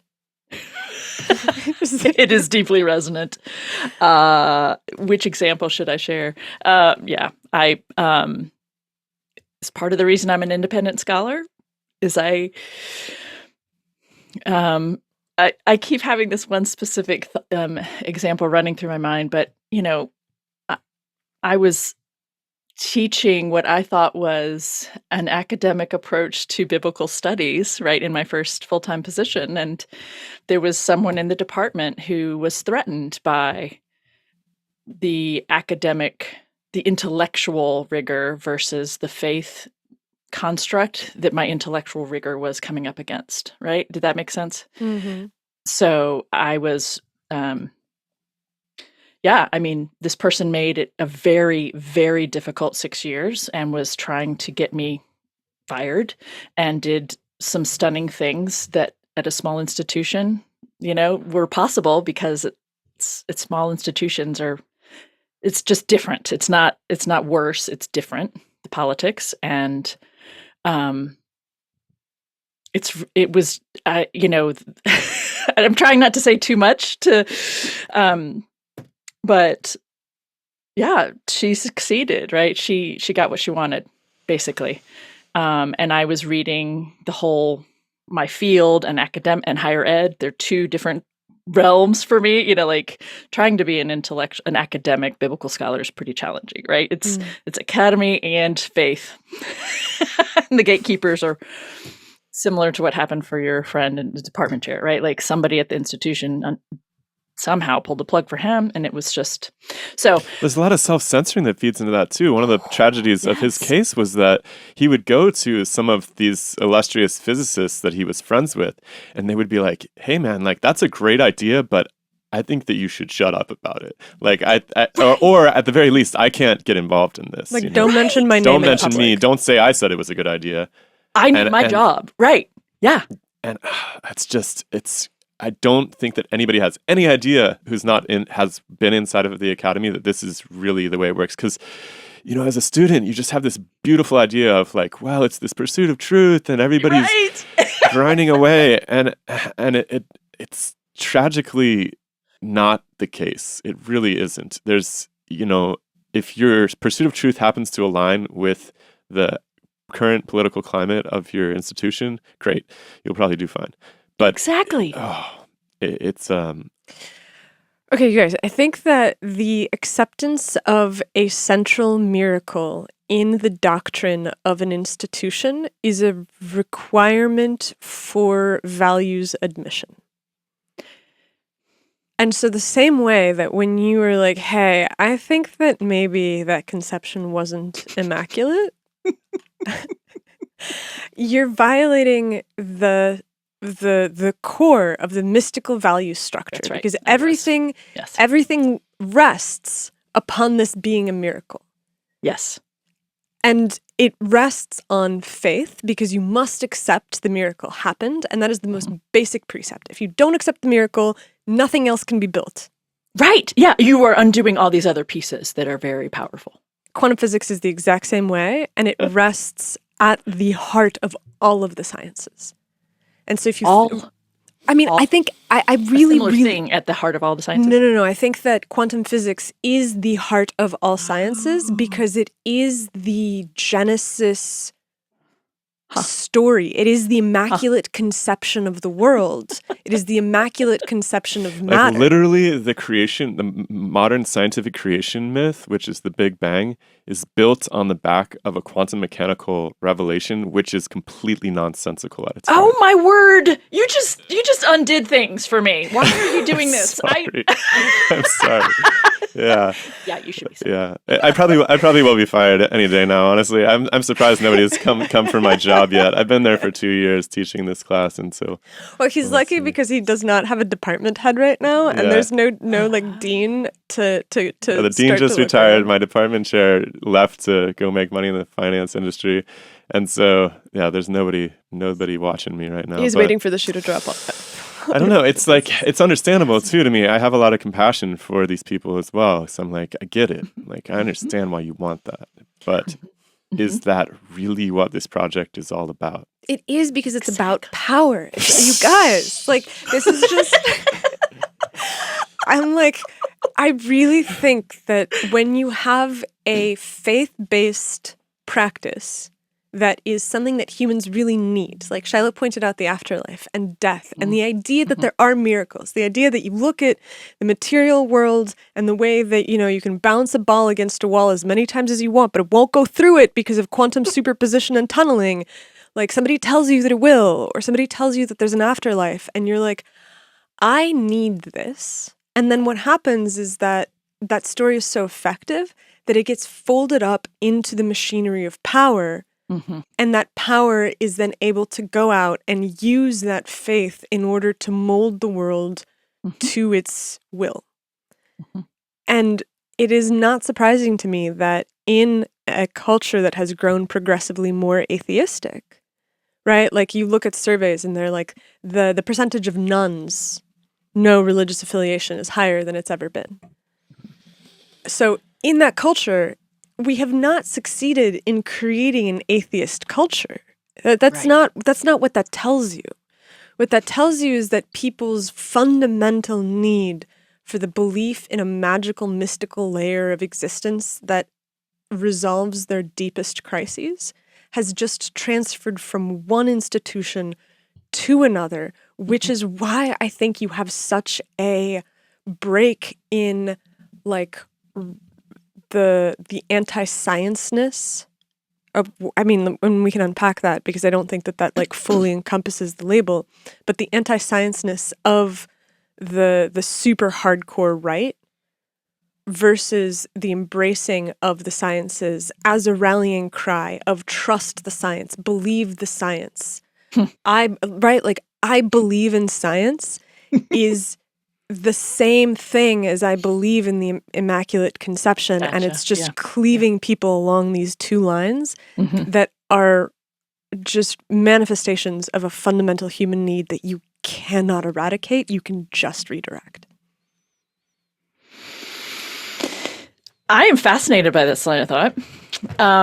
I have a question for you about that. And I need to do this just because Immaculate Conception, I just need to clarify in case somebody watching this is like, that's not what that is. Immaculate Conception is actually a reference to Mary being miraculously conceived, Jesus' mother. And that comes about early 2nd century because of the way the Christians are defining and doing things around sin and death and all that stuff. So it's actually just the virginal conception is the one we're talking about in terms of doctrine. Wait, so Mary was also conceived without a father? Isn't that wild? I didn't even know that. There's a story, that comes along. Proto-evangelium. Yeah. And it actually also doesn't uphold, it's like, okay, if she needed to be perfect in order to give birth to the Savior, then her mother needed to be perfect because it's all based on sex being the thing that perpetuates original sin. And I'm sorry to do that. I was trying to wait until there was a good point because I understood your point. That. Yes, I understood your point in what you were doing, but I wanted to clarify it so that people aren't like, she doesn't know what she's talking about. That's fascinating. Are there, does anyone ever mention Mary's belly button in the Bible? No. Okay. No, but this. Oh, I want to talk. But Jesus always on the cross does have a belly button. Yes, So like he does. it's like it's like an organic process. It just happens. Okay. I'll work this out later. I'm sorry to derail because you had put out something really important. We can get back to it. We can get back to it. So yeah, but I just want to comment that the story about Mary's the conception of her being virginal also, it really culminates in this whole thing, and it's the end of that story is the part that justifies the Catholic belief that Mary herself, then even after delivering Jesus, is a virgin for all time. This concept, this human male construct about women's bodies and virginity is just horrific to me. But the belief that her hymen was still intact is verified by a woman sticking her hand up after delivering Jesus, and it's still intact, and she is perpetually a virgin. It's in there. It's like a story you can read. Yeah. All to justify these beliefs. Okay, sorry. Do you think that was added later? Like It's a story that was first written around the 2nd century, beginning of 2nd century, to justify these doctrinal beliefs that the church was already embracing. oh man, it's really okay. So that's really interesting because I have this theory that the gap between inception of an idea and the institutional hardening around it takes about 300 years. Oh, this was quicker than that. Yeah. Yeah. Huh. But I wonder if it is it on the leading edge of the calcification, or is it something that comes late? I like that Zoom does that. There's a setting you have to turn off somewhere. I know. I'm sorry. I think it's on my end. No, it did the thumbs up. There was the other day we have this weekly patron chat, and one of the guys like made some hand gesture, and it was just like balloons and confetti everywhere. Yeah, I think it's the 2P site does that. Yeah. That's an interesting premise that it takes 300 years. I would say that there's some data to back that up within the Christian tradition, but I don't. It certainly was the leading edge. Yes, I'll just say that in response to your question. The story, the proto-evangelium of James, is the one that justifies these beliefs in Mary being holy enough, so pure and not involved with sin. Her conception didn't involve sex, therefore she can be without sin. And therefore she could be the vessel to bring the Savior who had to be without sin into the world. But of course, that logic then needs to keep going back and back and back and back and back. But yeah, it takes another 100 or 150 years before that is actually decided upon by the church as a movement. Yeah. So, yeah. And this is like what's crazy to bring it back to the parallel between science and religion, because like most of these ideas about the nature of reality and what it means to understand nature can date back in their modern incarnation to Newton. And Newton is basically, I mean, he's more than 300 years ago, but he puts down these points where he's like, hey, we have math, and I worked out all this math that lets us talk about motion for the first time. And so we can model the way that interactions are going to happen. And he models gravity. And in the end of his Principia, he publishes it, and then he, like 20 years later, publishes another edition. And there's an appendix called the General Scholium. And he basically goes through and he's like, okay, so these are all of the remaining mysteries of nature. And I know I parameterized gravity and I gave you the equations for it, but I have no idea what causes it. And furthermore, it is not the responsibility of the experimental philosopher to deduce cause. I make no attempt to explain cause. The force alone is what we will study. And then that's the point where people are like, yeah, well, we can't really figure it out. And so I guess it's enough to just study forces. And that's how that's a direct, like that has to be written in order for us to get to quantum physics. Fascinating. And and to move on from like, say, the wave particle conundrum, right? yeah, we're And to just be like, like, we have the math. Like the stuff doesn't matter. The math is enough. And like we have really good math. Like look at our math. And so it feels to me like the same sort of calcification where it's like you have these ritual texts that are folded into what is seen as the core of the institution. And those ritual texts are then they border what beliefs you can possibly have, and you cannot question the foundational text because it's the value structure. And the mythology is edited in such a way that you don't even know about the history of dissent. Like, the biggest god in science is probably Einstein. Einstein was not buying this wave particle duality stuff at all. He had, amongst people who study the history of science, there was a very famous series of debates with Niels Bohr about this. And the consensus is that Bohr won. Einstein, was like, okay, whatever.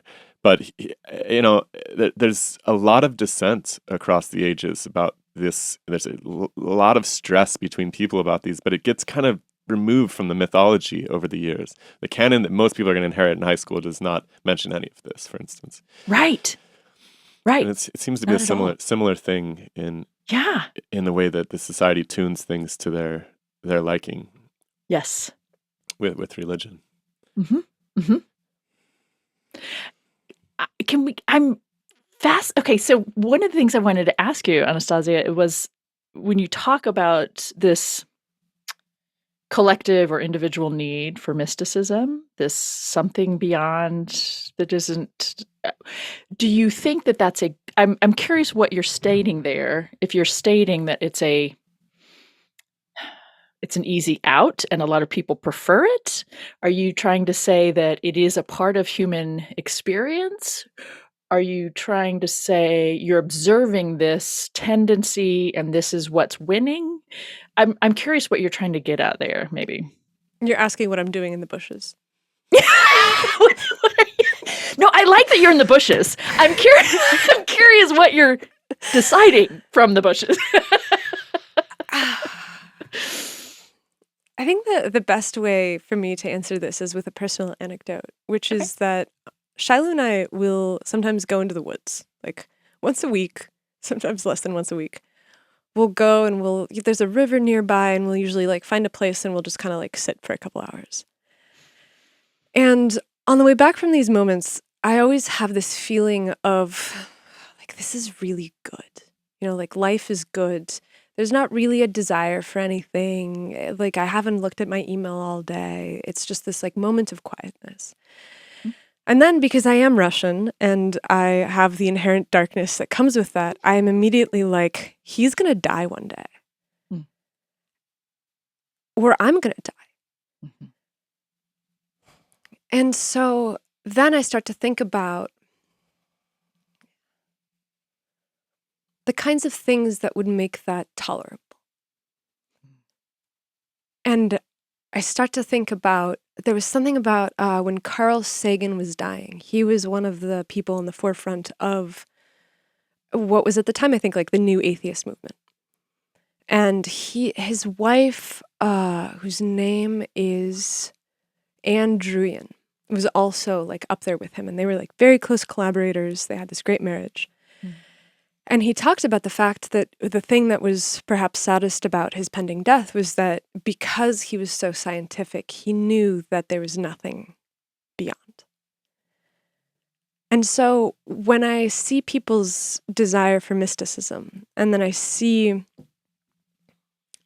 Carl Sagan's very rational perspective on the fact that there is nothing, I totally understand it. And I think it's something that helps people live maybe better, happier, and longer lives when the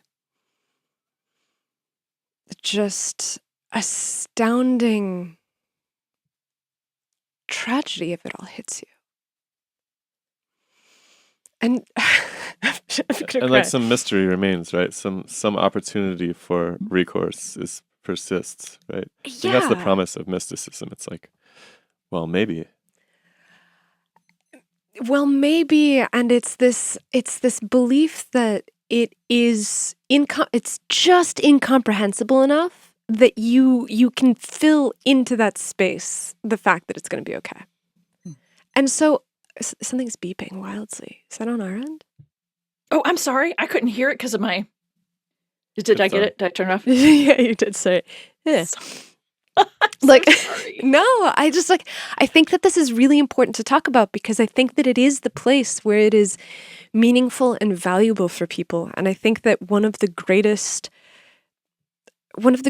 things that atheism and the perpetuation of it has damaged for people is this ability to make peace with the fact that there is death and it is horrible. And so what we do is we find ways to tell ourselves stories that make it less horrible. And I think that's really, really valuable for people. Because the people that I know who don't have that seem like they suffer a lot. And not in ways that are maybe even apparent to them. But just, it's too much. It's too much. It's too much for a person to bear. It's too much to think of like being just this like brief thing. You have like 80 years maybe, and then that's it. And it's your one chance, and it's the only time that it's ever going to happen. And I think that when people talk about wormholes and quantum consciousness and like being able to time travel and all of these like magical things, I think that that's just them needing there to be a little bit of magic. Like sometimes I think about like when you were a kid, did you read science fiction and fantasy? I wasn't a fan of it. I read a lot of it. Okay. And I think back on the feelings that I would get after finishing those books, and I would be like, God, wouldn't it be incredible if that's how it really was? And I think that people must just have that inherently. And so we fill it. We fill it with the Bible. We fill it with the Feynman lectures. We fill it with like stories about the Big Bang, like whatever it is. We fill it. And I don't think you can eradicate it because what would we, like, animals don't have it. Isn't this something that makes us human? I mean, to be fair, there is something absolutely insane about the fact that this is happening at all. Like, this is completely nuts. Like, the fact that we're just a bunch of atoms that organized into these shapes, and we're sitting here on Zoom right now on a ball in the middle of space that's flying at hundreds of thousands of kilometers per, it's like, what is going on? Like, this is definitely weird and requires some open-mindedness about this whole universe thing. It's very, very strange. So, I think that it's hard to not have an open mind about this whole project in general, and at least being open to the idea that I don't maybe understand everything that's happening here, no matter how much mechanistic sense and how tight my theories and math are. It's like, I don't know. I don't know about all this totally. And I think that that's not totally irrational or unreasonable for people to open their minds up to these kind of things too. Agreed. And I wanted to comment on the connection, or what I saw as a connection that you made when you talk about the new atheists, because I have a big problem. I have a big problem with the new atheists in general, but I look forward to this. Generally speaking, because the ones that I've read tend to be dismissive in a very rude way of others. And part of that is actually they need some therapy because they used to be that. And they thought their way out of it, and they can't be comfortable with who they used to be. And that's just, you need to do some work there, people. And it happens within biblical studies too.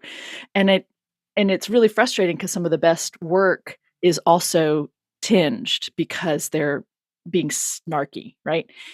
And I just, so I find that unpleasant, and it's very frustrating to me. And so I have stopped, reading and engaging some of those people's work. But at the same time, I when I'm given a chance, ask people what they mean by the God that the stance of atheism is denying. At the same time, I I find when people use the label atheist, I just want to ask them, okay, so the label means that you do not believe in the existence of God. Well, can you tell me what the God is that you think we're talking about? Because most people, tangentially or very directly, are turning to the Bible, whether it's the Hebrew Bible or the two testaments of the Christian Bible. And they're saying the one talked about here, generally speaking. I'm like, well, yeah, we should all be atheists then, because that being, right? It's very anthropomorphic. It's petty. It doesn't have very good critical thinking skills or creative solution skills. It demands things. It has an abusive relationship with its own people. It does all kinds of stuff that is that's toxic, horrible, harmful, damaging. Even the stuff that says I love you is couched with this other abusive piece to the whole conversation. None of us should be believing in that God if we want to be whole, human, loving people. There are better examples. And maybe, just maybe, we could get beyond demanding that this idea be the only thing defining God, right? I have 2 more books in me, and one of them is Redefining God, because that allows, we can talk about this concept or this idea, this something that we are a part of.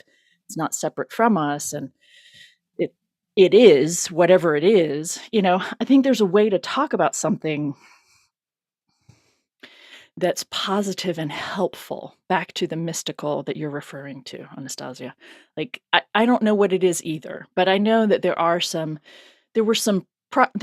there's a philosopher, Alfred Whitehead. I don't know if you've heard of him, but so he started a segment of theology that became process theology, right? This bringing scientific thinking into the theological engagement, right? And I think he did a much better job than many of the people after him, because a lot of the people after him were still holding on to the structure and framework they grew up with and that they were indoctrinated with. And so they're trying to leave that behind, but they can't fully leave it behind. So they still talk about God in somewhat transactional ways, but they're trying not to. So it's kind of an interesting thing. But there are theologians who are trying to talk beyond a biblical text about God, and not even at all in terms of what the tradition has said, but let's talk about it that is more respectful of what we know, if we can know anything about biology and science and the world that we exist in today.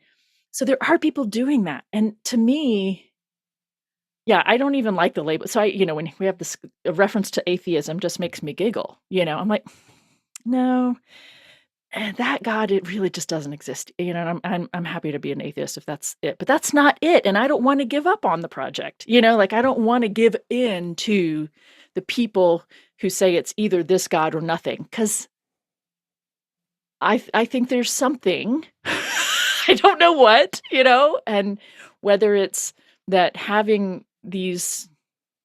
Anyway, I don't know. There are things that are obvious, right? That we do know, that everyone knows, right? You know that if you lie and cheat and steal your way through life, it's not going to work out for you in the long run, right? It's very few people that's going to work out for.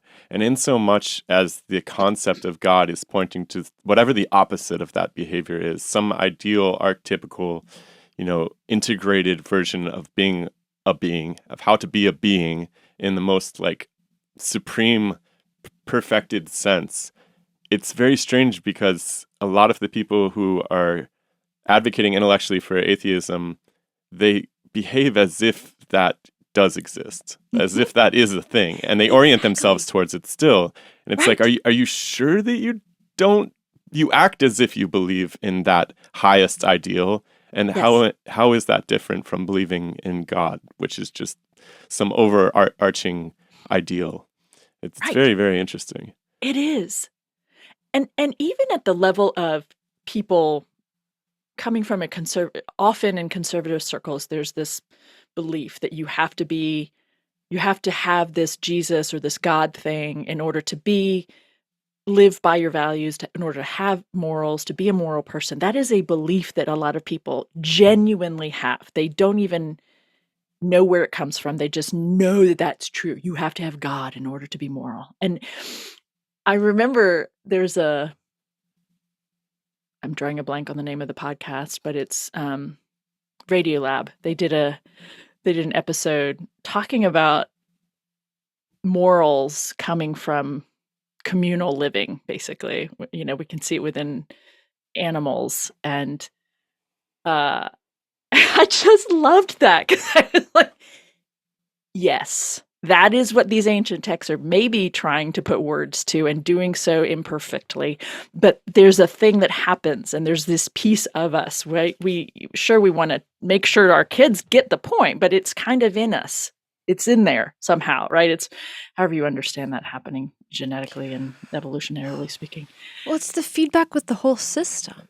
What were you going to say? I was just going to say, it's also totally like when I look at someone like Sam Harris, I hear someone who's deeply afraid of the corruptions that can present themselves when people surrender their value structure to human beings, right? To like, I mean, I hate to reduce this whole thing to power, but to people who have interests in their place in that hierarchy and their access to that, interpreting that divine value structure.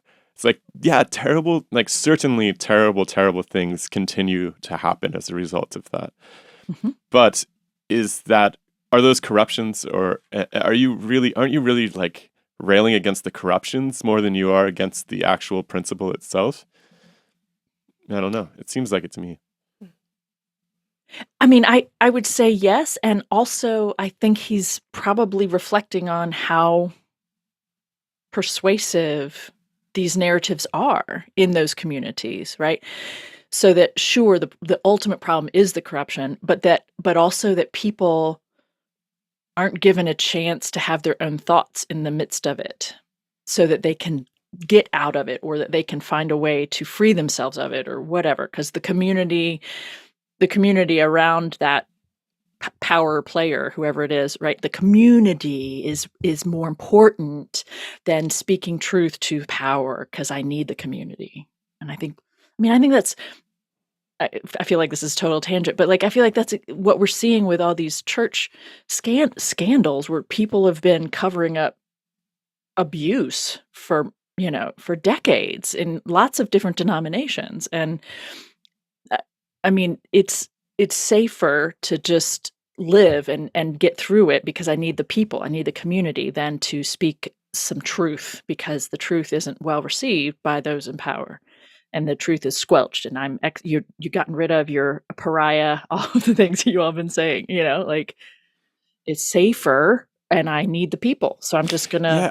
I almost feel like corruption's not the right word then, because it's Okay. a functional mutation. That's what's really interesting about it. It's not, when the word corruption makes me think that my computer's like broken all of a sudden, right? It's not going to do its job anymore. But these are like very functional shifts that introduce themselves, these levels of mutation to the original idea, even of the original idea of God. Like if we break, I'm really looking forward to your book, by the way.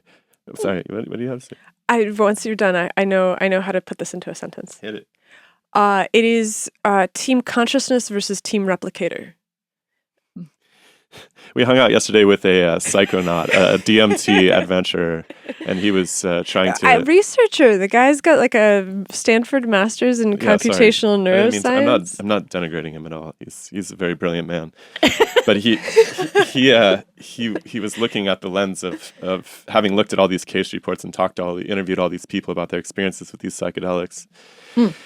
And the wisdom that was being given to them by the universe. And it was something along the lines of what we're talking about. So in DMT experiences, people often will see these like crazy patterns, and they're very geometric. And when you take a sufficiently high dose, you have all of these different patterns. And so it's not like your field division is one uniform pattern.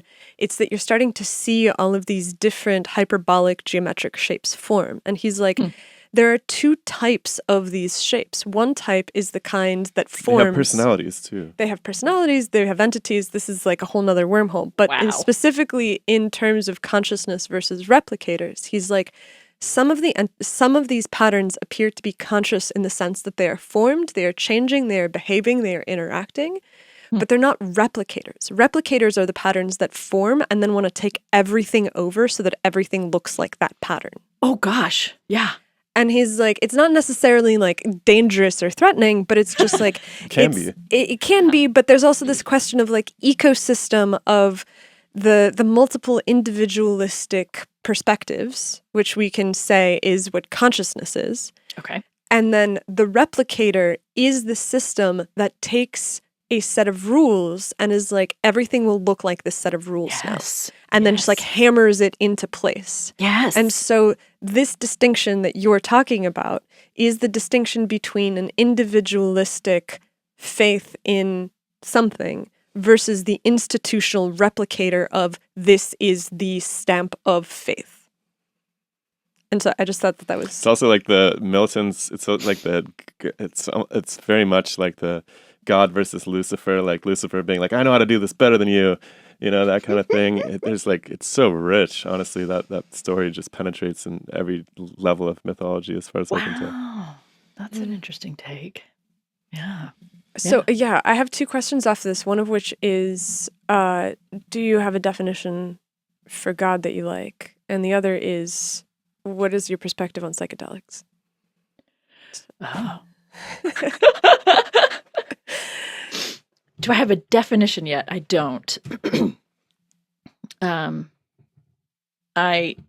Right now, if someone asks me what do I think of when you say the word God, I go in my head to something like an energy that enlivens us and connects us to each other, something really vague and silly and simple as that, but I mean it. I'm just saying it. I mean, there's a thing that we can choose to participate in and do productively or negatively, and I think there's a thing going on there. And when given a chance, I will suggest to people that the best embodiment of this concept of God that I'm trying to sort of dance around is written about by Octavia Butler. And she only got 2 of the 3 written before she died. And it's her parable of the sowers, parable of the talents. And the parable of the sower, wait, I have them behind me here. Parable of the sower, parable of the the sower is first, and I'm pretty sure. It's so funny, I can't even remember. But she talks about God as change. It's the one constant thing in the universe is change. And we can choose to be a part of it, and in a sense channel it for good and be or not. And it's really delightful in the way she talks about it, because it was hard for me at first to wrap my head around. And so that's why I like it so much, is it did encourage me to think differently. So I really like that. And it's a young woman who's kind of had these thoughts about community and God and life and what does it look like. And it's a dystopian landscape. And she is trying to bring about good in the middle of it all. And it's really delightful. So that's, I don't know, change.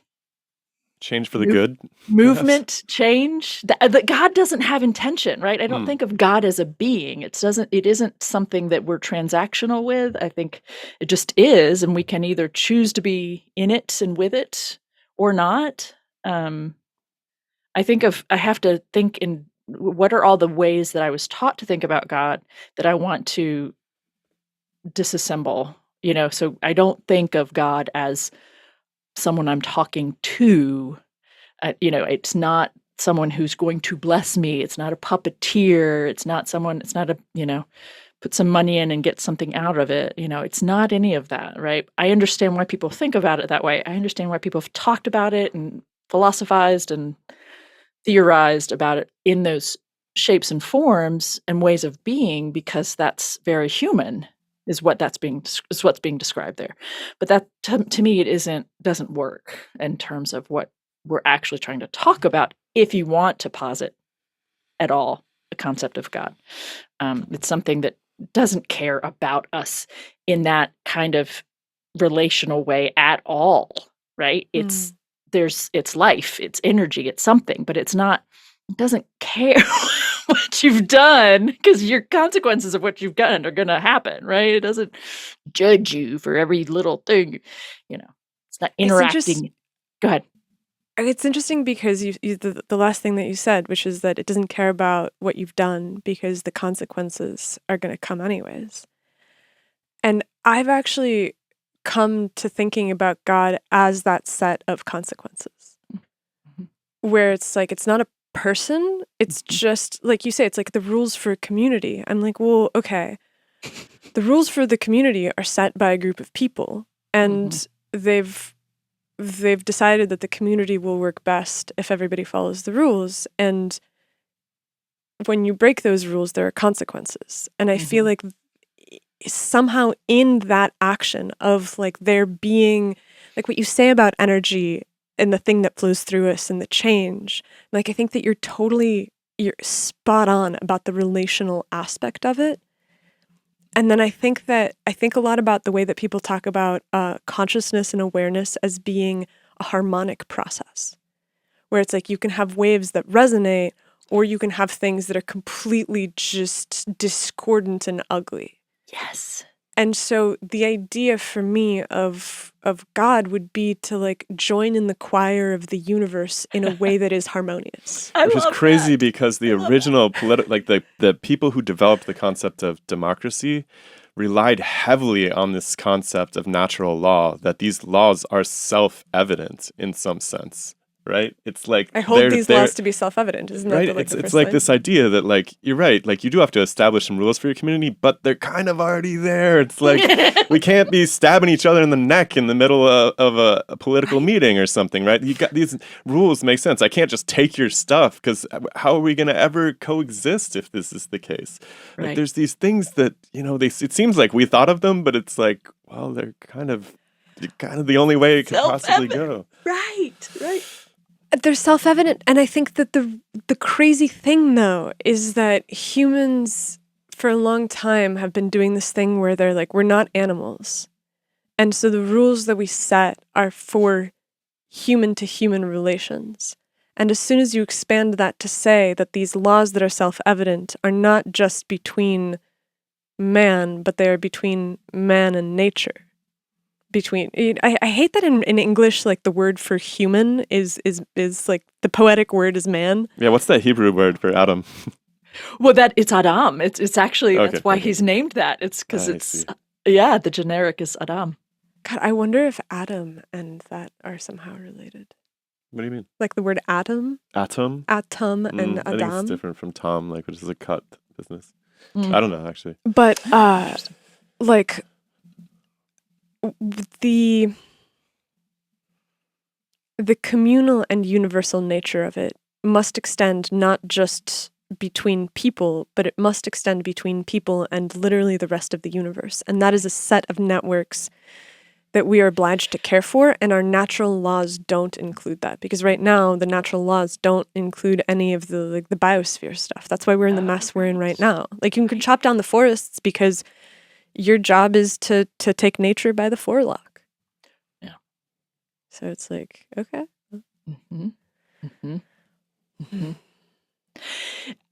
I have this, I did write it down if it came back up or if there was a moment to come back to it. I'm going to turn it biblical again, if that's okay. Please.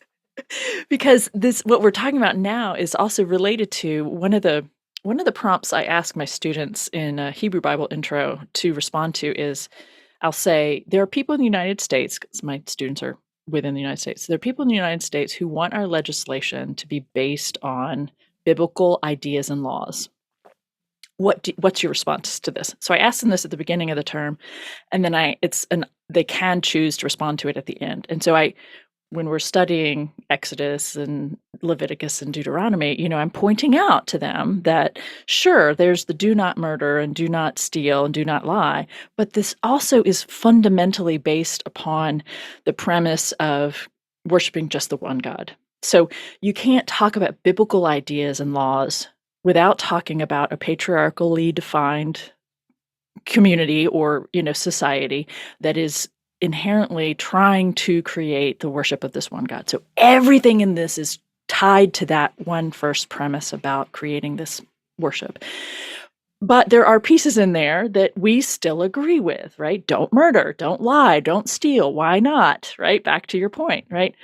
And so I have a hard time getting students to see the gap between then and now, culturally, what was just through and through, if you sit and look at those texts versus the pieces that are still resonant, right?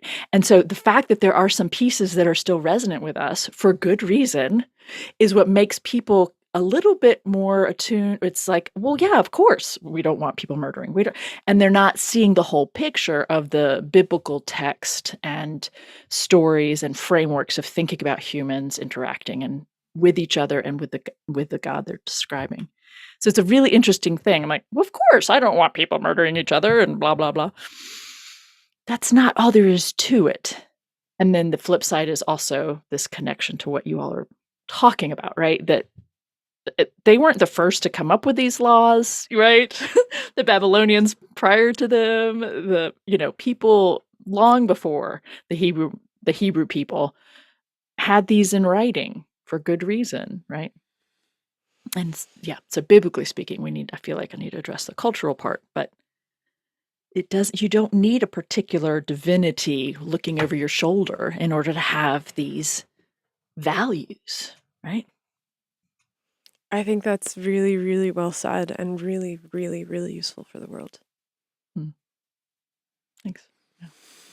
Yeah, this might be a good place to put a pin in it. I mean, I'd love to talk to you some more. If you're down to come back, we can do this again a little bit down the road. And because I have more questions too. I got more questions about the early years. Yeah. Maybe I'll just I'd hang love on to. for now. I'd love to. Yeah, It's sometime. been really fun to talk to you.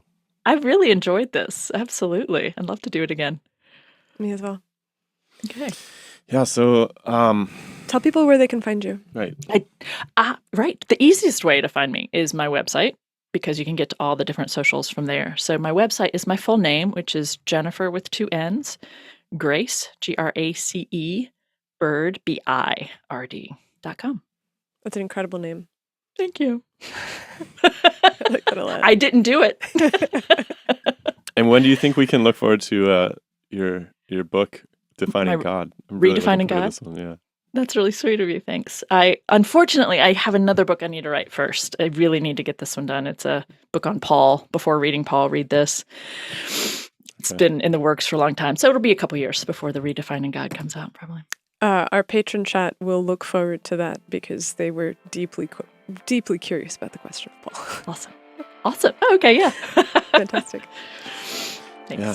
Well, thank you, Jennifer. Thanks for coming by. It's been really, really, really fun to talk to you. Thank you. Yeah, has been for me too. Thank you. All right, cool. Well, have a great rest of your day. And You too. We'll catch up soon. We'll be in touch. Okay, sounds good. All right. Bye, everybody. Okay, bye.